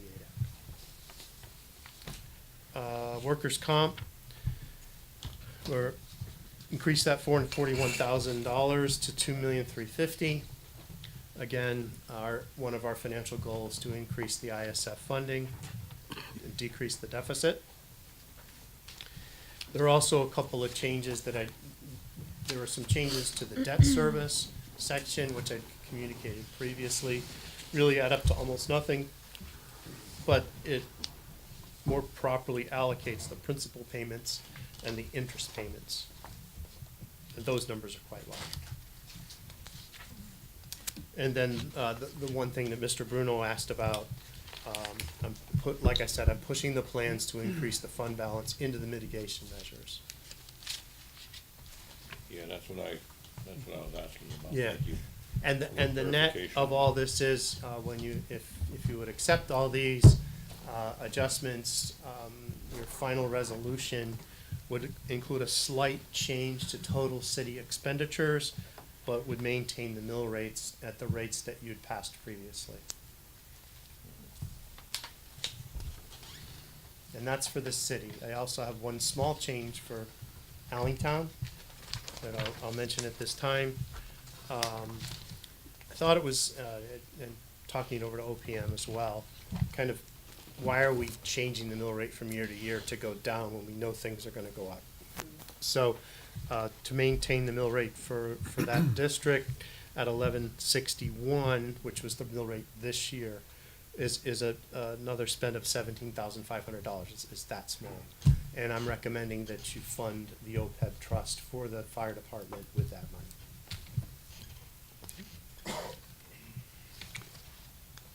Any questions from the council regarding the 5-year plan or the requested budget transfers?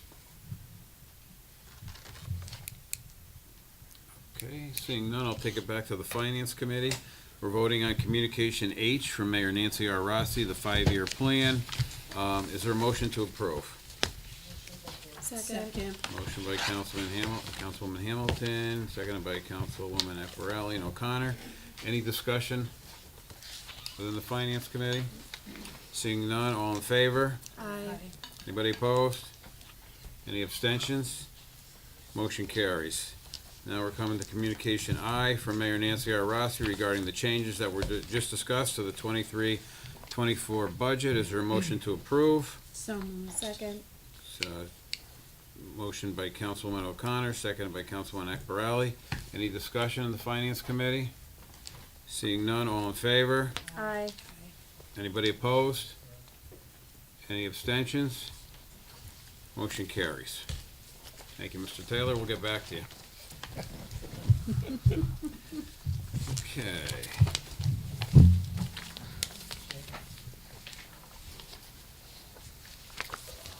Communication J from Abdul Qadir, City Engineer, regarding the ordinance appropriating $6,956,000 for the costs associated with upgrades to the Oyster River wastewater pumping station. I'd like for a motion for a first reading and a public hearing date.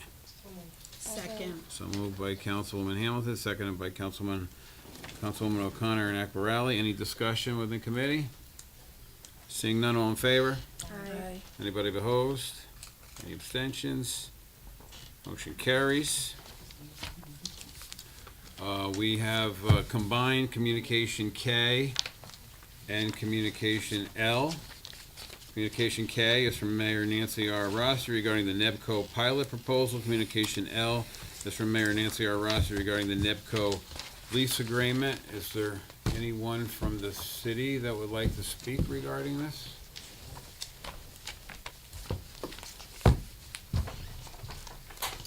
Good evening, everyone. Karen Kravitz, Sussman, Duffy, and Sagaloff as counsel to the city on this matter.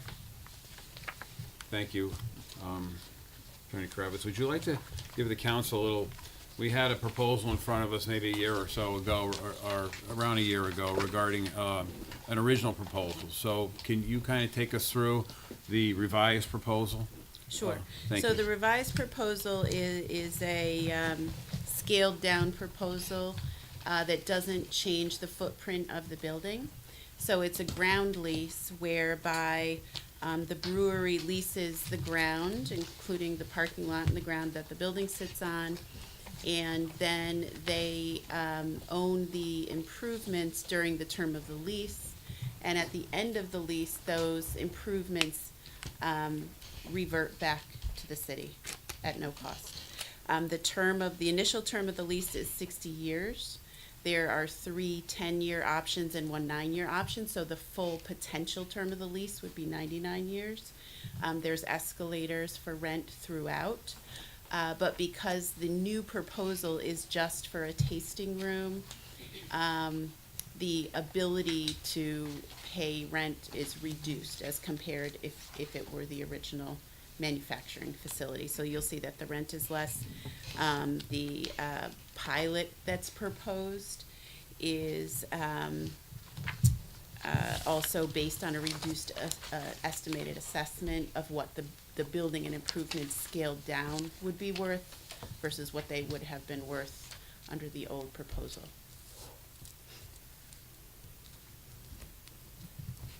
So I'm happy to answer any questions you have. Questions from the council? Don't be shy. So, Tony, my first question is so I'm interested in comparables. So, you know, I guess, is there somebody, I mean, I have no problem if there's a representative from Rock Street Brewery or NEPCO here. They're more than welcome to join you, kind of Yeah. tag team this if you'd like.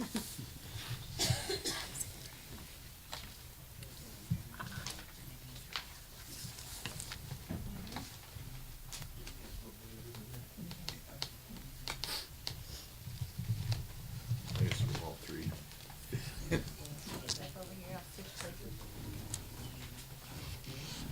So I think, can you just state your name and address for the record, please? I'm Doug Gray, managing member of Rock Street Brewery LLC. Address is Turtleback Road in New Canaan, Connecticut. All right, good to see you again. So, Pleasure. So I think it'd be helpful, again, as Attorney Kravitz said, just to kind of calibrate the council. So obviously this proposal, you know, in my view, is very, very different than the last proposal, right? So the original proposal was for demolition of the existing structure, building a 50,000 square foot facility that not only combined the tasting room and the tap room and the gathering space, but also a manufacturing aspect to that particular proposal. So it's much grander in scale. Correct. Are we correct so far? Very much So so. this proposal, for whatever the reasons are, is a scaled back proposal. No manufacturing except whatever you are going to utilize on site. Correct. Is that correct? So, Yes. so being a scaled back proposal, the opportunities for revenue targets have been reduced pretty significantly based on there's no manufacturing, and also based on we probably reduced the size of the footprint by 70%. From your 50,000 to maybe, I mean, depending, I think there's 22,000 square feet, but 11,000's on the top floor, and then there's a basement. I don't know what you're gonna do with that.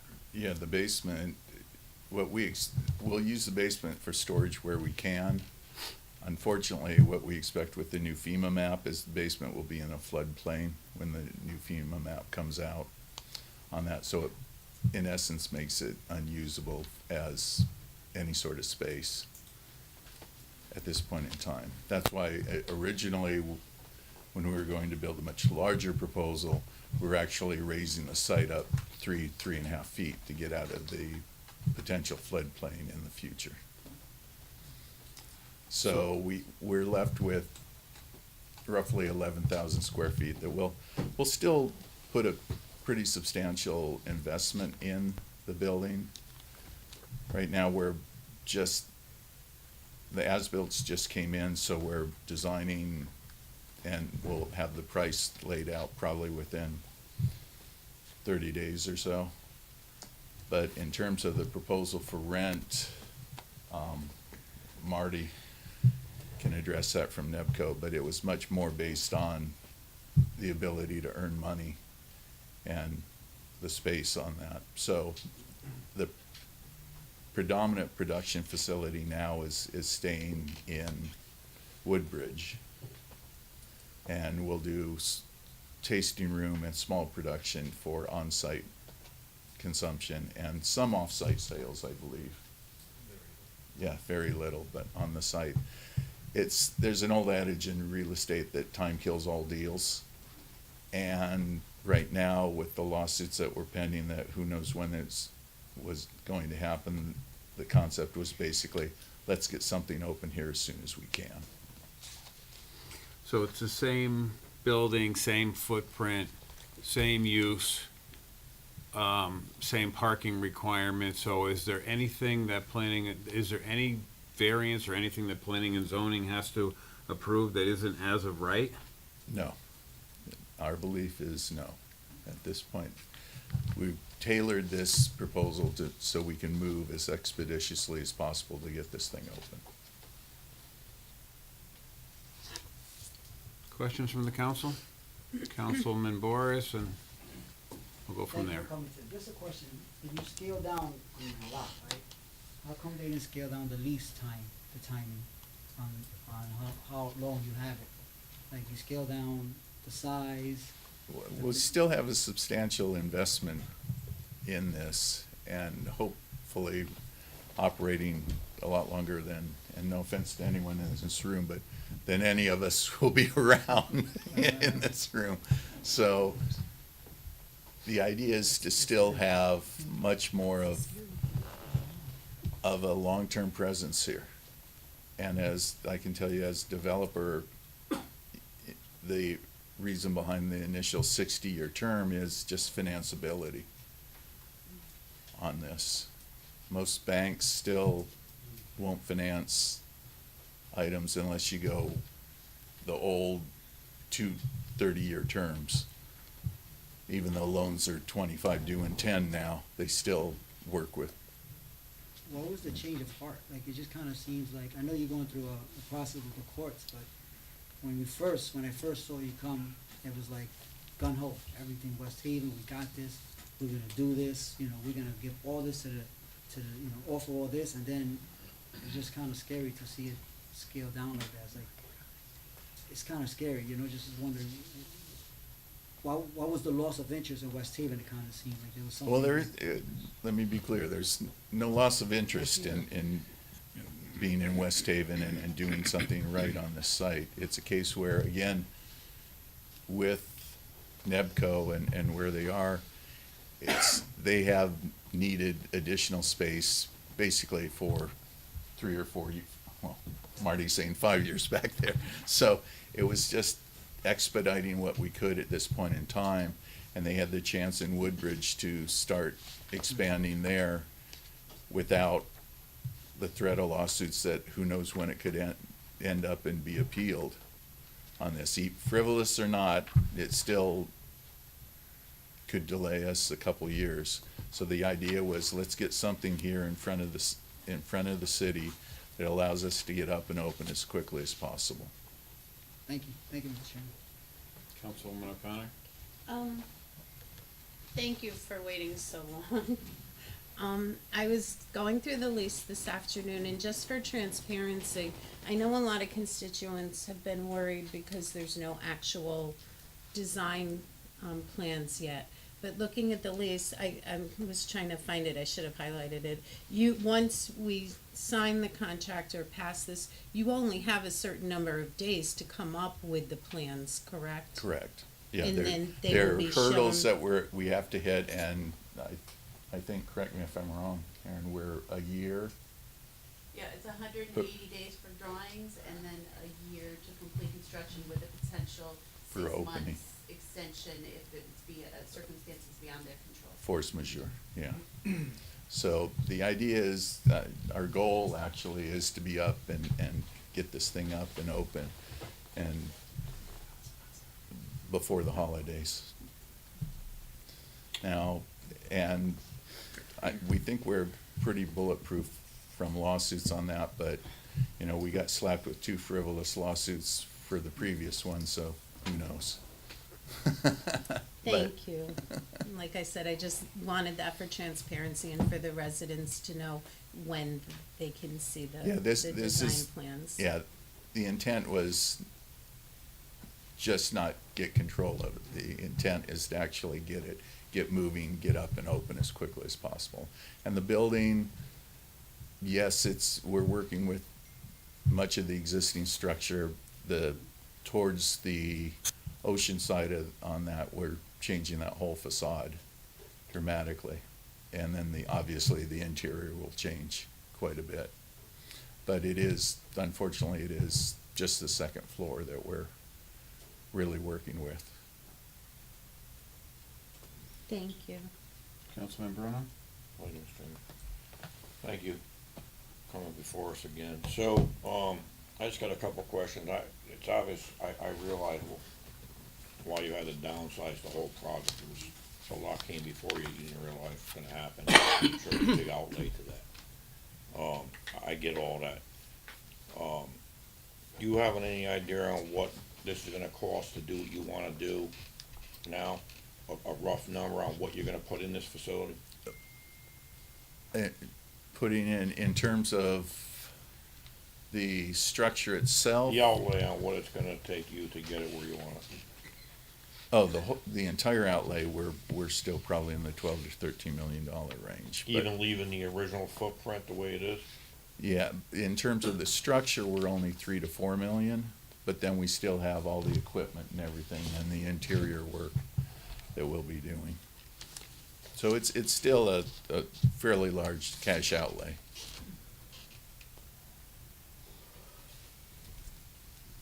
Thank you. Nothing else, Mr. Chairman. Councilwoman Tucker, and then Councilman Galignano. Yeah, I guess the question that I have is about the monthly rent. The amount that you guys will be, coming up with, like, monthly. $3,000? Quite honestly, the monthly rent was calculated by New England Brewing on what they can produce in revenue and their expenses, and then what's left over. So it's not me coming up with that number. I mean, that just seems like a steal. That's what that feels like to me. I mean, and I'm sure others probably.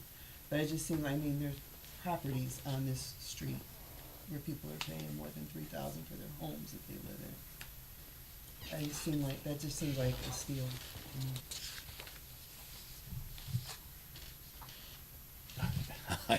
Again, Thoughts? it wasn't something I calculated. This was calculated Just thinking about this from the through their perspective business of numbers. the residents of the city, and how are they supposed to feel about such a thing? We want you guys here, but we also don't wanna get taken to the cleaners.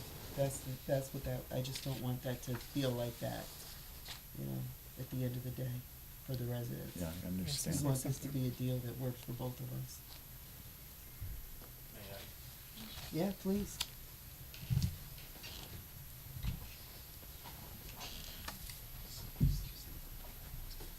If I could, my name is Marty Giuliano from New England Brewing. Thanks for having us here again.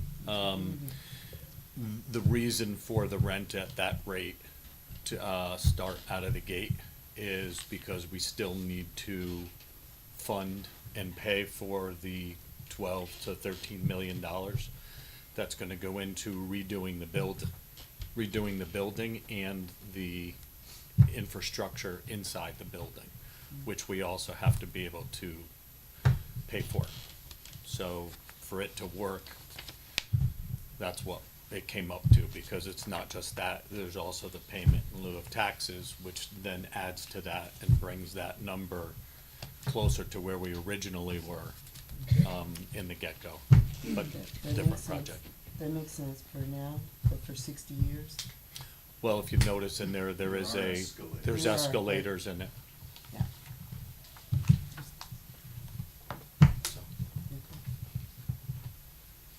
I just have to put it out there, because that's what I feel, and I don't know, I'm sure others may. No, it's definitely a See fair what that question. I just wanna make a quick point about that. Mm. So legally speaking, what they are actually leasing is the ground under the building. They are putting in $3 to $4 million structurally into the building. And whenever the lease ends and terminates, that belongs to the city. Okay, so that's one way to look at that. It's kind of a public-private partnership, right? We want them to come there, we want them to improve the building without the city having to put any money into it. And then the city owns it at the end. And they're leasing the ground under the building, which goes up after 10 years, after 20 years, the rent goes up. And the taxes that they pay also goes up. So you gotta look at not only the rent for the ground under the building, but the tax revenue that comes in and the revenue that comes in as a result of that property being utilized and bringing people to that area. Councilman Galliano? So I just have one question, I don't care who answers it, probably the attorney, but, so, the only reason I'm so, we scaled down from a year ago due to pending lawsuits, is that correct? So, are you positive that this won't happen with this building that you're scaled down to? That's probably the wrong thing to ask an attorney, because I would never guarantee you that there will not be a lawsuit listen. as a result of this. I couldn't, So but is there a chance that there could be another pending? Anyone can sue for any reason. Right. It doesn't mean that it has merit or that it will be handled That would quickly. hold up your building We're- again? Yeah, we're hoping not, because this is a situation where we're just remodeling the existing building. So we're trying to limit any potential actions against this development, so we can get this thing up and open as quickly as possible. I'm sure I'm not privy to this answer, but have you talked to the potential people who have done this already and said, this is what we would do if you leave us alone? The attorney probably not gonna answer that question, but, well, I know I have not. so I would say to. I know there have been discussions, let me put it that way. Okay. I didn't think I'd get an answer, but I figured if I didn't ask, I wouldn't get, it was worse than no way not asking, so I assume that the potential people who are not for this, have not said they wouldn't do anything. Again, anyone can sue for any reason. It doesn't mean that it will have any legs at this point. And that's what we're hoping. We've come in with a proposal that would not slow us down. Let's put it that way. Okay. Thank you. Thank you, Mr. Chairman. Councilman Donovan? Again, thank you guys for showing up, thank you very much. Marty, thank you for still wanting to be in West Haven. West Haven still wants you, and I'm only speak for myself, I don't want to speak for anybody else, but I think this is a good thing for the city. If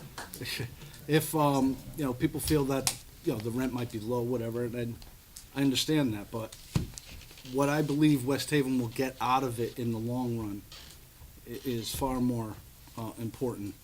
And I think in the long term, this is going to be a nice community, a nice family community thing that we have going on here. I don't know about you, but I'll be okay being here 99 years from now. As long as I can have a beer, I'll be okay. But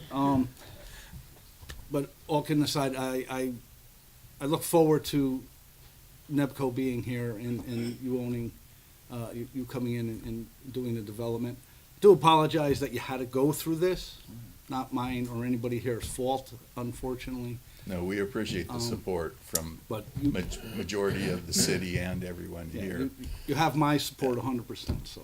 just to let And you it's know. just, it came down to a decision that NEBCO had to make that, as Marty said, if they have outgrown their current location basically 5 years ago. And we were bouncing around in the area for a long time, and we thought we had everything, and then everything lined up, and then we got served with these suits that, you know, one doesn't have a whole lot of merit, the other one, actually, in my opinion, both are frivolous, but it doesn't mean they won't delay us for a couple more years. And that's the other reason why I problem. think, I appreciate you still considering, being here in West Haven, going through this whole thing, so. Our relationship to date with the city of West Haven has been very rewarding, and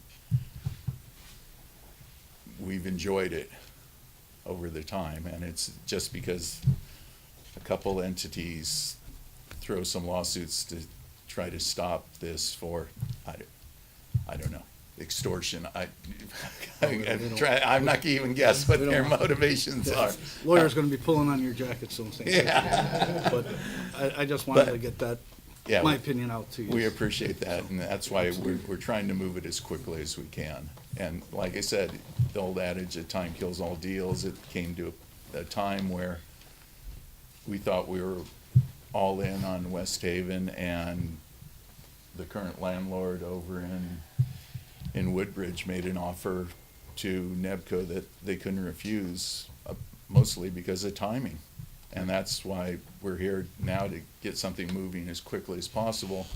And hopefully we can, for expediency's sake, and get this thing open, we can get these negotiations handled as quickly as we can and something executed, and we're moving. We're still spending money on West Haven, so. Now, are you still gonna be able to host venue events, or maybe on a smaller scale, I'm guessing? Yeah, smaller. At that point? Yeah. Okay. All right, thank you very much. Thank you, Chairman, I'm all set. Is there a kitchen as part of this plan? Is there gonna be a restaurant? Yes, there is a kitchen that will be there for food for, the tap room, and then the event space. As of right now, the plan could possibly be, through caterer for the event space separate, depending on the abilities of the kitchen to be able to manage food for both spaces. But you'll have a regular menu produced on-site by your kitchen. I think that's good. Anyone else? Councilman Johnstone, and then the chairman. Thank you, Chairman. Slight random question, but I think it will be interesting down the road. I know in the original proposal, there was a big part of the, well, I shouldn't say big, but there was an important part of the discussion of incorporating the museum and having the showcase area. What I could see happening is a group of people, as we're talking about worst case scenario, where, well, what about us and the artifacts? So my question is, and I know I've been in that building years ago for a neighbor's graduation before things went sideways. Is there a potential in the plan to still incorporate, I'm not asking for a museum because there's not enough space, but things like what chain restaurants do to incorporate some of that decor, because I think that will help you with your case going forward. You kind of follow me here? With just, I'm not saying you're gonna have to incorporate every artifact and put a giant carousel horse in there from back in the day, but is there any potential in the tap room for certain decor? You can put your picture in there. The location in Savin Rock, we understand the importance to the community, and we still want to pay homage to Savin Rock and its history. So there being photos and things of historical nature of what was on the site, yeah, is very important for New England Brewing and for both parties on this end, and obviously the city. So our intent is still to have the photos, and would love the idea of a video or the Savin Rock DVD just running on a continuous loop and stuff, things like that. But you're right, in terms of the larger exhibits, we just don't have the space for it now. We have had conversations with that Sabo. Almost all of the artifacts, to my knowledge, have been moved, because I believe there is a space that is gonna be future site for museum stuff. but there are things that she said that she would definitely, let us have access to use for decorations, that they would still maintain ownership of, that we could. And possibly rotate some through, like pictures of the old amusement park and things like that on there. It's important, we understand that, and to pay homage to City of West Haven and Savin Rock and what's the history for there. Well said, thank you. Chairman? I got a two-part question here. You keep saying that you wanna go forward, if this thing goes through, you wanna go forward, but you're also saying there's a possibility somebody else could sue you. Now, if that happens, or put an injunction against you, does that stop the project? Could you keep going? Hasn't yet. And so, our intent is to keep going, yes. And this submittal here, or the downsizing, we think allows us the best opportunity, as I said, to really take the legs out of any potential lawsuit. So even though someone might hit us with another frivolous lawsuit, we think we can move for an injunction quickly on that to get that thrown out. That would allow us to continue. And my second question, I read the lease, there's a lot to read about. If this goes through, do you start paying as the day you take over the place while you're renovating it, or does it start when you start your business? C of O, yeah, with certificate of occupancy. It's when rent starts. So. Thank you. Thank you. Councilman Garthwaite?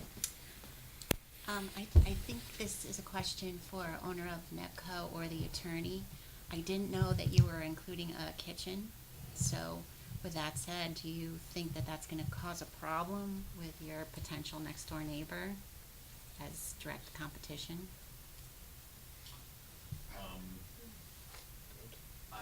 I would hope not, because if so, then I guess he would complain about the restaurants down the street that open, Oak Bar and Grill or whatever, and, I mean,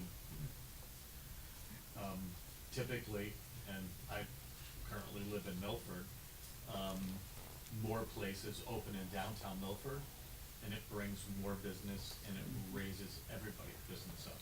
So, it's not about competition, it's about creating an area where people wanna go and have choices. And again, we're not a late night establishment, we close at 9, 10 on Fridays. So we're not a late night type of dining or anything like that, so,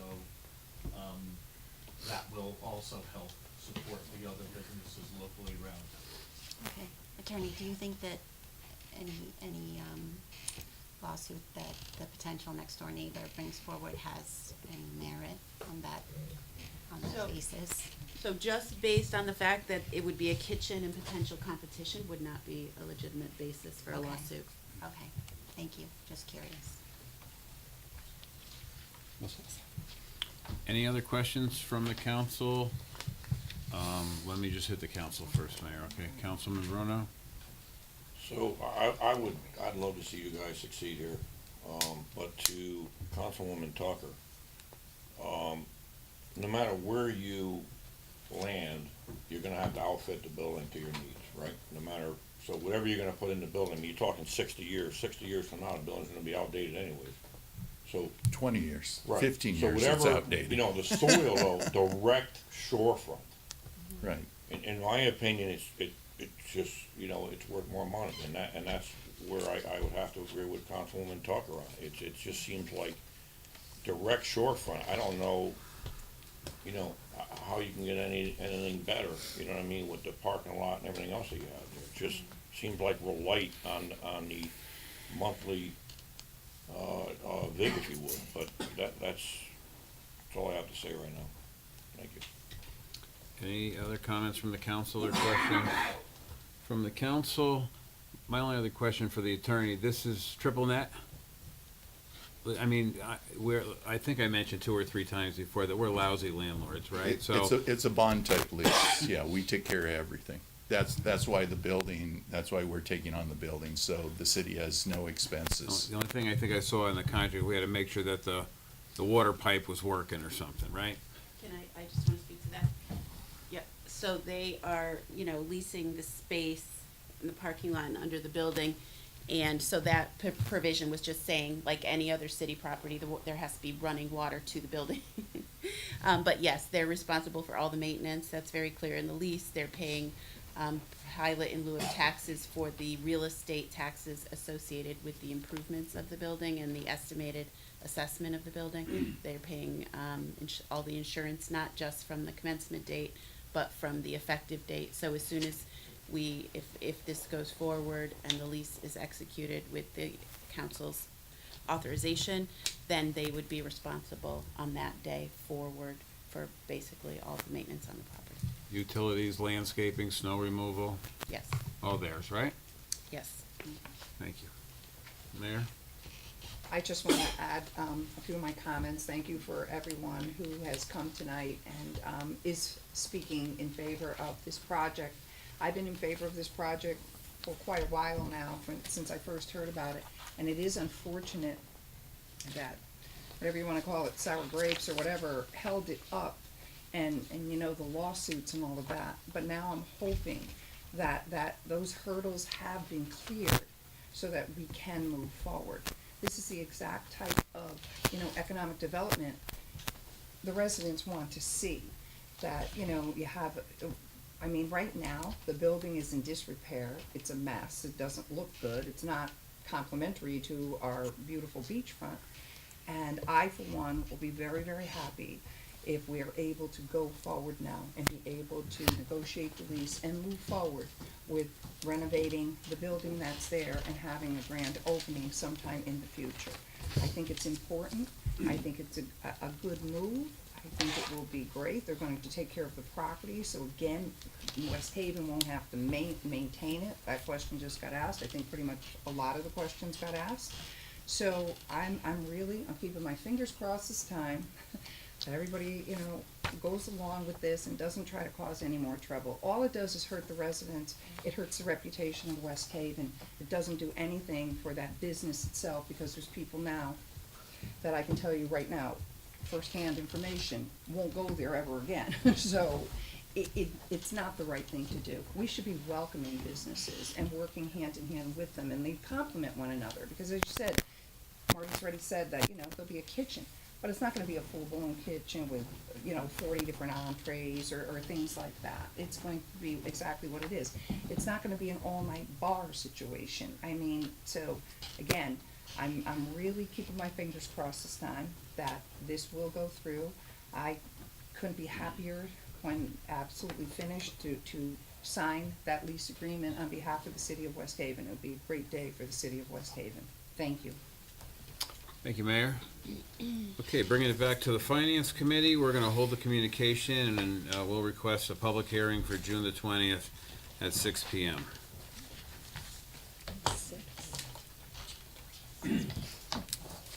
Okay, next up is Communication M from David Taylor, Acting Finance Director, regarding the contract between PKF O'Connor Davies and the City of West Haven for the annual 23 audit. Is there a motion to approve? So moved. Motion by Councilwoman O'Connor, seconded by Councilwoman Hamilton. No relation. Very good. Thank you for putting that out there. Any other discussion from the Finance Committee? Seeing none, all in favor? Aye. Anybody opposed? Any abstentions? That motion carries. Next up is Communication C from the May 22nd, 2023 agenda from Ron Dumas, CDA Housing Specialist, regarding the Neighborhood Assistance Program. Is there a motion to approve? Second. Motion to approve by Councilwoman Hamilton, second by Councilwoman O'Connor. Is there any discussion? I believe we have Mr. Dumas here. Is there anything you'd like to add to, before we vote? No. We made you sit here for so long, you might as well add something. Good evening, everyone, Mr. Chair, council members. I'm new to City Hall here, and although I've lived in Allentown for 10 years prior, and also went to high school here, I am pleased to be here and working within the Office of Community Development and Administration. And as my communication states, I am the liaison for the city of West Haven for the Neighborhood Assistance Tax Credit Program. And I ask for your approval tonight. I have 4 applicants that, if approved by you, I will transmit to the state for approval. Any questions from finance on this? Any questions from the entire council? Okay, seeing none, I'll bring it back to the finance committee. All in favor? Aye. Anybody opposed? Any abstentions? Motion carries. Thank you. Thank you. Next up is Communication D from the May 22nd, 2023 agenda from Mark Basaki, CDA Manager, regarding the proposed CDBG budget as set by the Citizen Advisory Committee for Program Year 49, July 1, 2023 to June 30, 2024. Is there a motion to approve? So moved. Second. Motion by Councilwoman O'Connor, seconded by Councilwoman Akbarali. Any discussion in finance? Seeing, yes, Councilwoman O'Connor. I just wanted to Oh, that's say right. Mark, for, come on up. I Go just ahead. wanted to say for transparency that I am 100% in favor of this budget. I am on the Citizens Advisory Committee.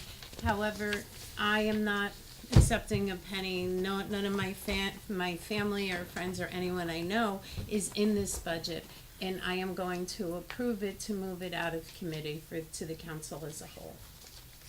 Thank you, Councilwoman O'Connor. Mark, is there anything you'd like to give, any highlights you'd like to present to us? The budget is pretty much in line with what we've done years past. I know the council last year wanted to see more agencies apply. I'm happy to report more agencies applied. We're spreading the money around a little bit more, which is a good thing. It's a little bit less than last year, but I think we do great work with the money and what we're doing. Is there any questions on finance for the CDBG budget? Any questions of the council regarding the budget? Councilman Donovan. No, again, Mike, I do think you do a great job, and I've been in your office. I think it's wonderful that you're getting more applicants in as well, and just the help that you do and give those, the people, I applaud you for that, so I just wanted to say that. Thank you so much, Councilman. All set. Any other questions or comments from the council? Councilwoman Hamilton. Hi, Councilwoman. I didn't want you to leave without me talking to you. You said that, you've gotten like different applicants and stuff. So how many approved are different from the last budget? How many new ones? St. Lawrence School for the after-school program. The Shoreline Wellness, which is gonna be moving into the Blake Building. And the First Congregational Church, which is a food pantry, which we're gonna be helping supply some freezers for. How did you obtain them? Did you, how did that work?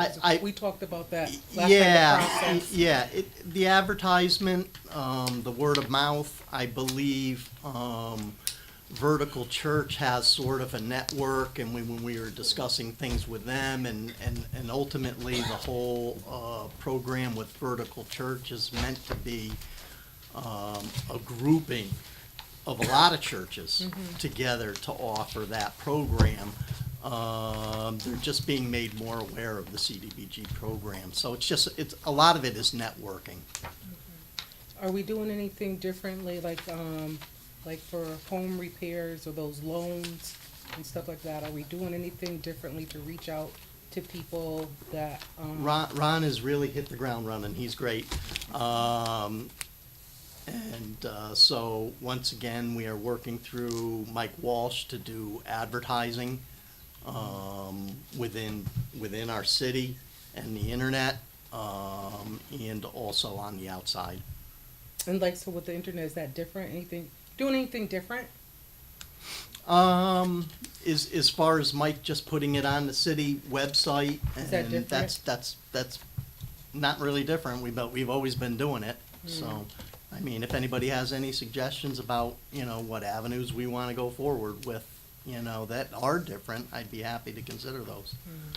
Just like, because we had a little bit of a surplus that needed to be moved and stuff, but if we can move, I mean, there are so many homes, like just riding in certain areas that folks do need repairs on their homes, and I'm not quite sure if they know. Yeah, we have that they- never, ever denied anybody that was qualified, for a loan, and we never will. Yep, no, so I'm not We have talking plenty about- of money No, to I'm be not able talking to, about denying, to I'm do talking that. about reaching. Yeah. Reaching.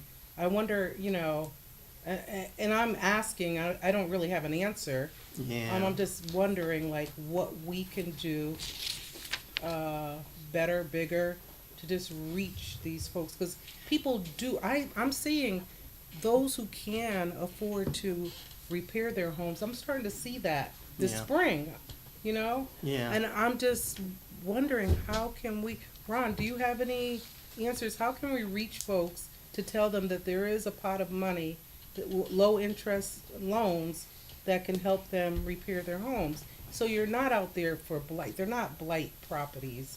And we can bring up neighborhoods. Mhm. Any suggestions? You coming from a different, Some ideas I had was maybe setting up some housing sort of seminars within the community, maybe at a library or somewhere, most likely in Allentown, whereby we can advertise our services. But we, believe it or not, have a lot of folks that come in by word of mouth, and we give out tons of applications. A lot of them don't come back, but we do give out a lot of applications. As Mark mentioned, we do it through the city's website. I'm not sure. I get mean, calls, yeah. and I refer. Right. So why aren't people, why do you think people aren't coming back? Do you have any idea, any buzz out there? Some people are intimidated by the application process itself. There's a lot of data that we need in order to examine and approve each application. So that may be a reason or so. But we do counsel folks if they have questions. Mark, Rosa, myself are always available to help any resident in need.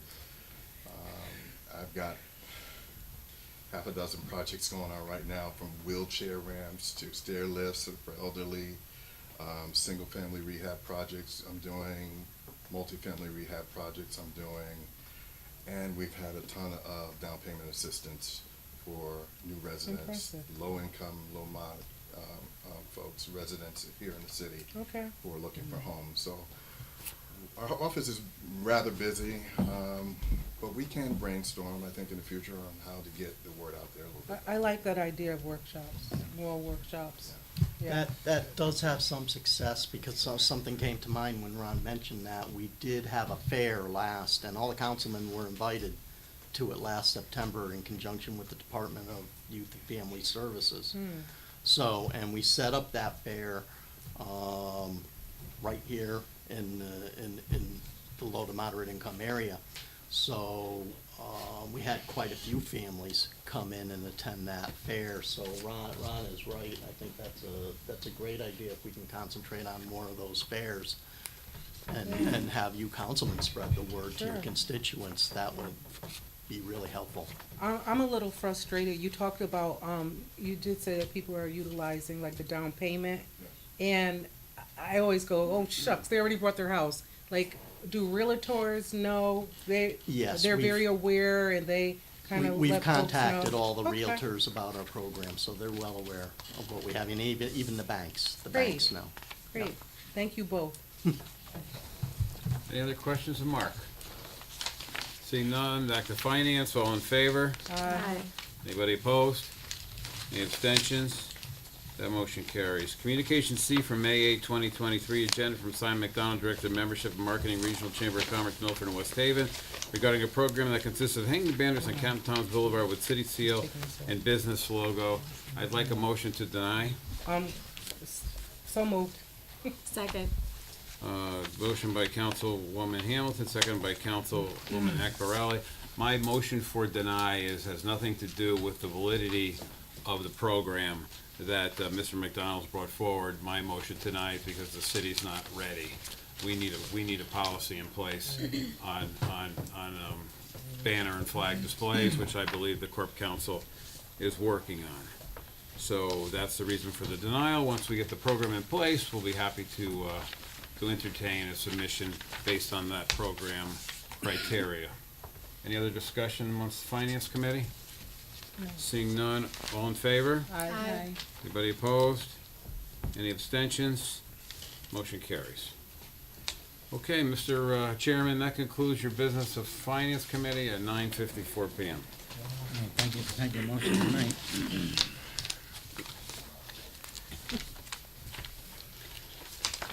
Any unfinished business?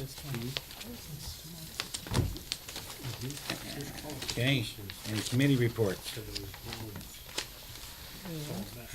Read Communication G. We have Communication G from the tax collector regarding the overpayment of refunds for May 2023, which will be filed with tonight's minutes. And now we will go into the Finance Committee. Oh, me again? Yeah, you might as well, you had the whole night. Communication A to the Honorable City Council of the City of West Haven, your Committee on Finance, to whom was referred the matter of the delinquent tax lien assignment list, reports that the committee met on the 12th day of June 2023 to consider said matter. It is the unanimous opinion of the committee that the following motion be presented. Resolved, the City Council of the City of West Haven hereby approves the tax lien sale to Ram Financial Group for the assignment list as of June 1, 2023 for $1,157,620.42, or as amended for properties paid current to date. Councilman Quagliani has brought forward to approve Communication A as read into the record. Do I hear a second? Second. Second by Councilwoman Connor. Any discussion? All in favor? Aye. Opposed? Abstention? One abstention. Victor Boris. Motion passes. Communication B to the Honorable City Council of the City of West Haven, your Committee on Finance, to whom was referred the matter of WPCC transfer of funds from the fund balance to the capital collection system. Reports that the committee met on the 12th day of June 2023 to consider said matter. It is the unanimous opinion of the committee that the following motion be presented. Resolved, the City Council of the City of West Haven hereby approves the following transfers from the WPCC fund balance to the capital collection system to cover costs for sewer replacement on Chestnut Street. Line item fund balance account 2400000311510 decreased by $1,200,000. Line item capital collection system account 2404803755720 increased by $1,200,000. Councilman Quagliani has brought forward to approve Communication B as read into the record. Do I hear a second? Second. Any discussion? All in favor? Aye. Opposed? Abstentions? Motion passes. Communication C to the Honorable City Council of the City of West Haven, your Committee on Finance, to whom was referred the matter of Patricia Horvath, Town Clerk, Interdepartment line item transfers. Reports that the committee met on the 12th day of June 2023 to consider said matter. Is the unanimous opinion of the committee that the following motion be presented. Resolved, the City Council of the City of West Haven hereby approves the following interdepartment line item transfers. Line item 1125001052770, other contractual services, decreased by $22,500. Line item 1125001052480, other professional services, increased by $22,500. Councilman Quagliani brought forward to approve Communication C as read into the record. Do I hear a second? Second. Any discussion? All in favor? Aye. Opposed? Abstentions? Motion passes unanimously. Communication D to the Honorable City Council of the City of West Haven, the Committee on Finance, whom was referred the matter The Chief Tertenzio, Allingtown Fire Department, Interdepartment line item transfers, reports that the committee met on the 12th day of June 2023 to consider said matter. Is the unanimous opinion of the committee that the following motion be presented. Resolved, the City Council of the City of West Haven hereby approves the following interdepartment line item transfers. Line item 1950010561010, unallocated contingency, decreased $3,500. Line item 1950010533210, automotive fuel, increased by $3,500. Councilman Claviani has brought forward to approve communication D as read into the record. Do I hear a second? Second. Stereo. I Any know. discussion? All in favor? Aye. Opposed? Okay. Abstentions? Motion passes. Communication E to the Honorable City Council of the City of West Haven, your Committee on Finance, to whom was referred the matter of the tax suspense list for Grand List 2019. Reports to the committee met on the 12th day of June 2023 to consider said matter. It is the unanimous opinion of the committee the following motion be presented. Resolved, the City Council of the City of West Haven hereby approves the tax suspense list for the 2019 City of West Haven Grand List as attached. Councilman Claviani has brought forward to approve communication E as read into the record. Do I hear a second? Second. Any discussion? All in favor? Aye. Abstain? Victor Morris abstains. Victor? Opposed? Motion passes by majority. Mr. Chairman, communication F from Maureen Lillis, Director of Health Department, regarding changes to the fee structure. I'd like to request a public hearing on June the 26th at 6:55 p.m. Yeah, 6:55, you got it. Communication H to the Honorable City Council of the City of West Haven, your Committee on Finance, and was for the matter of the City of West Haven's five-year plan. Reports that the committee met on the 12th day of June 2023 to consider said matter. It is the unanimous opinion of the committee that the following motion be presented. Resolved, the City Council of the City of West Haven hereby approves the City of West Haven's five-year plan as submitted at the June 12, 2023 City Council meeting as attached. Councilman Craigman has brought forward to approve communication H as read into record. Do I hear a second? Second. Any discussion? All in favor? Aye. Opposed? 3 opposed. How many opposed? 3. Where's the third? Oh, I see Victor. Okay, thank you. Any abstentions? Motion passes by majority.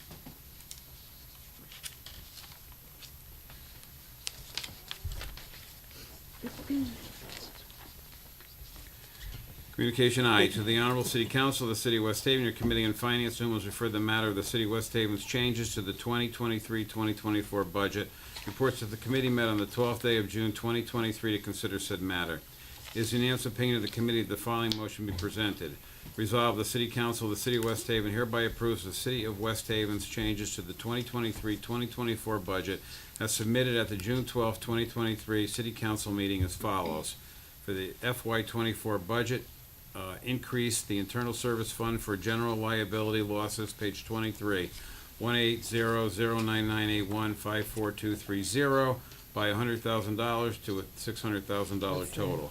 Increase pension, police, page 24, 1810998254141 at $168,000 to make a grand total of $4,023,000 as per the latest actuarial analysis. Increase workers' compensation, internal service fund, page 24, 1810998354190, increased by $441,057 to a total of $2,350,000. Change debt service as follows to align with the debt service schedule. Net change will be $749 decrease, page 24. Increase principal payments, page 24, 1820998454510. Add $489,689 to a total of $11,084,000. Decrease interest payments, page 24, 1820998454520. Add $490,438 to a total of $3,274,000. $925. Decrease fund balance adjustment, page 25, 1900999056010 by $700,000 to zero. The plans to increase the fund balance are moved to mitigation measures.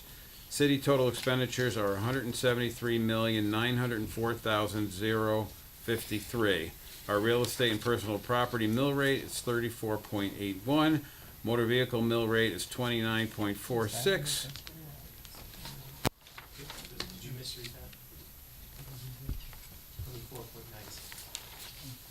24.96. It says 29.46. That's above the legal. So we're all going to jail. Edit that.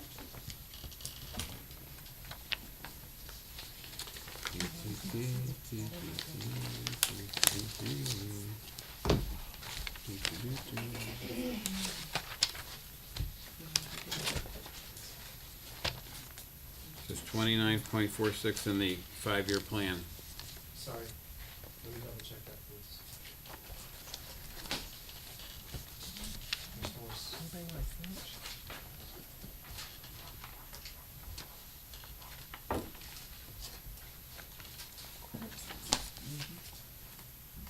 Thank you. Okay, I got it. See if I can go right through. Okay, it's the other thing. I'm sorry to interrupt you. Oh, we want it right. Yeah, that's why I interrupted. You're right. It's okay? 29.26, Okay. yeah. City total expenditures, $173,904,053. Real estate, personal property tax rate is 34.81. Motor vehicle mill rate, 29.46. Allentown, increase Allentown advance funding OPEB trust, page 36, 1950010561775, increased by $17,500 to a total of $117,500. Allentown Fire Department total expenditures are $9,181,583. The mill rate will be 11.61. There are no changes in the sewer use fee that was proposed. Mr. Chairman. Councilman Quagliano has brought forward communication I as read into the record for the changes in the budget for 2024. Do I hear a second? Second. Any discussions? All in favor? Aye. Any opposed? 3 opposed. Any abstentions? Motion passes by majority. Mr. Chairman, the resolution for the next communication needed to be revised, and I have it on my phone. Communication J. Yep, so Communication J from Abdul Qadir, City Engineer regarding ordinance appropriating $6,956,000. First reading, resolved pursuant to the city charter at Chapter 4, City Council, Section 7C, the following is a summary of the proposed ordinance concerning wastewater upgrades. The City Council approves the appropriation of $6,950,000 for the necessary upgrades to the Oyster River wastewater pumping station and empowers the mayor and the finance director to expend these funds for this purpose. And the City Council further approves and empowers the mayor and the finance director to fund and pay for the Oyster River wastewater pumping station upgrade with funds from the sale of municipal bonds in the amount of $6,950,000. And the City Council empowers the mayor and finance director to receive and utilize funds from the Clean Water Fund for this Oyster River wastewater pumping station upgrade. And the City Council requires, as part of this ordinance, that all funds for this purpose are spent with the supervision and approval of the city engineer. And this ordinance is subject to the review and approval of the City Corporation Council. And the communication known as Communication J is incorporated by reference as part of this summary, as it is fully read herein. And this ordinance in its entirety is available for review on the city website and upon request. That's the first reading, Mr. Chairman. I'd like a public hearing date for June the 26th at 6:50.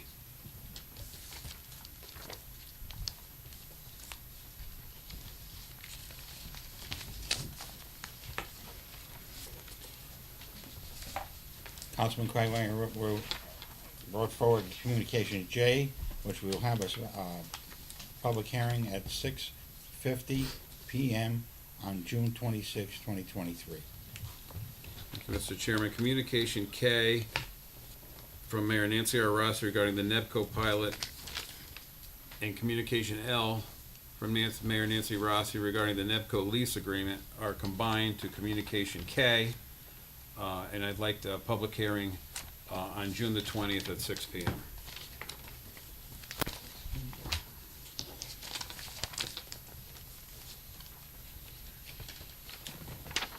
Okay. Okay? Yeah. Yep. Communication M to the Honorable City Council of the City of West Haven.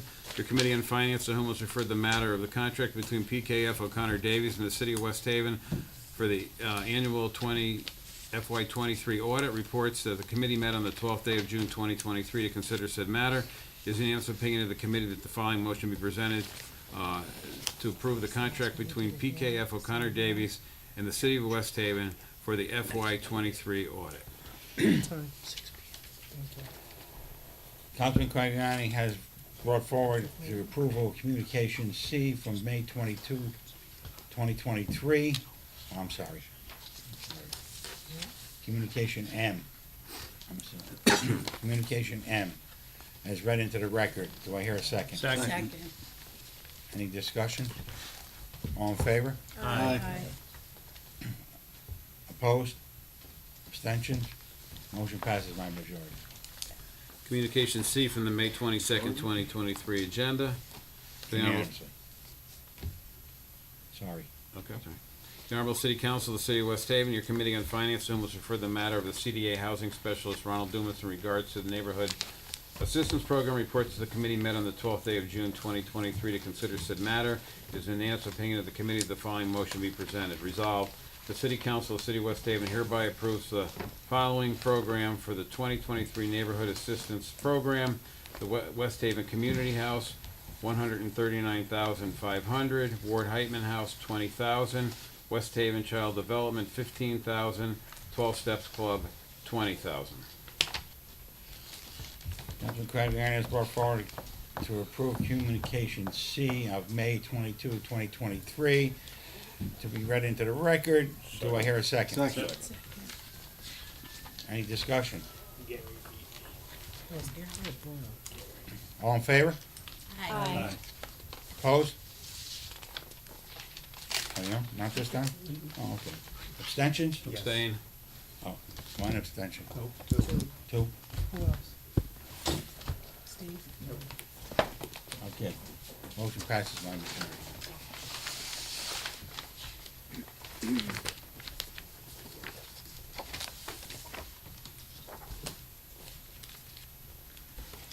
Communication D from the May 22nd, 2023 agenda. To the Honorable City Council of the City of West Haven, your Committee on Finance, to whom was referred the matter of the Community Development Block Grant Program Year 49 budget. Reports the committee met on the 12th day of June 2023 to consider said matter. It is the unanimous opinion of the committee that the following motion be presented. Resolved that the CDBG Program Year 49 budget as attached be approved. Councilman Quagliani has read into the record to approve Communication D for May 2022, 2023. Do I hear a second? Second. Any discussion? All in favor? Aye. Opposed? Abstentions? I have to abstain.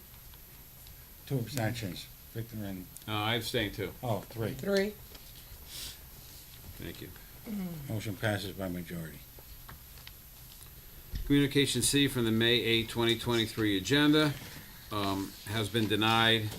The reason for the denial is that the city needs to come forth with a program regarding a display of banner and flag policy. I do note that, oh, I don't note anymore. I was gonna note that the Assistant Corporation Counsel was here, but not here any longer. So, your Committee on Finance has motion to deny this request. Tonight. Do I hear a vote? All in favor? All in favor? Need a second. Second. All in favor? Opposed? Abstentions? Passes. Adoptions of ordinances and previous presented, any? Liaison reports?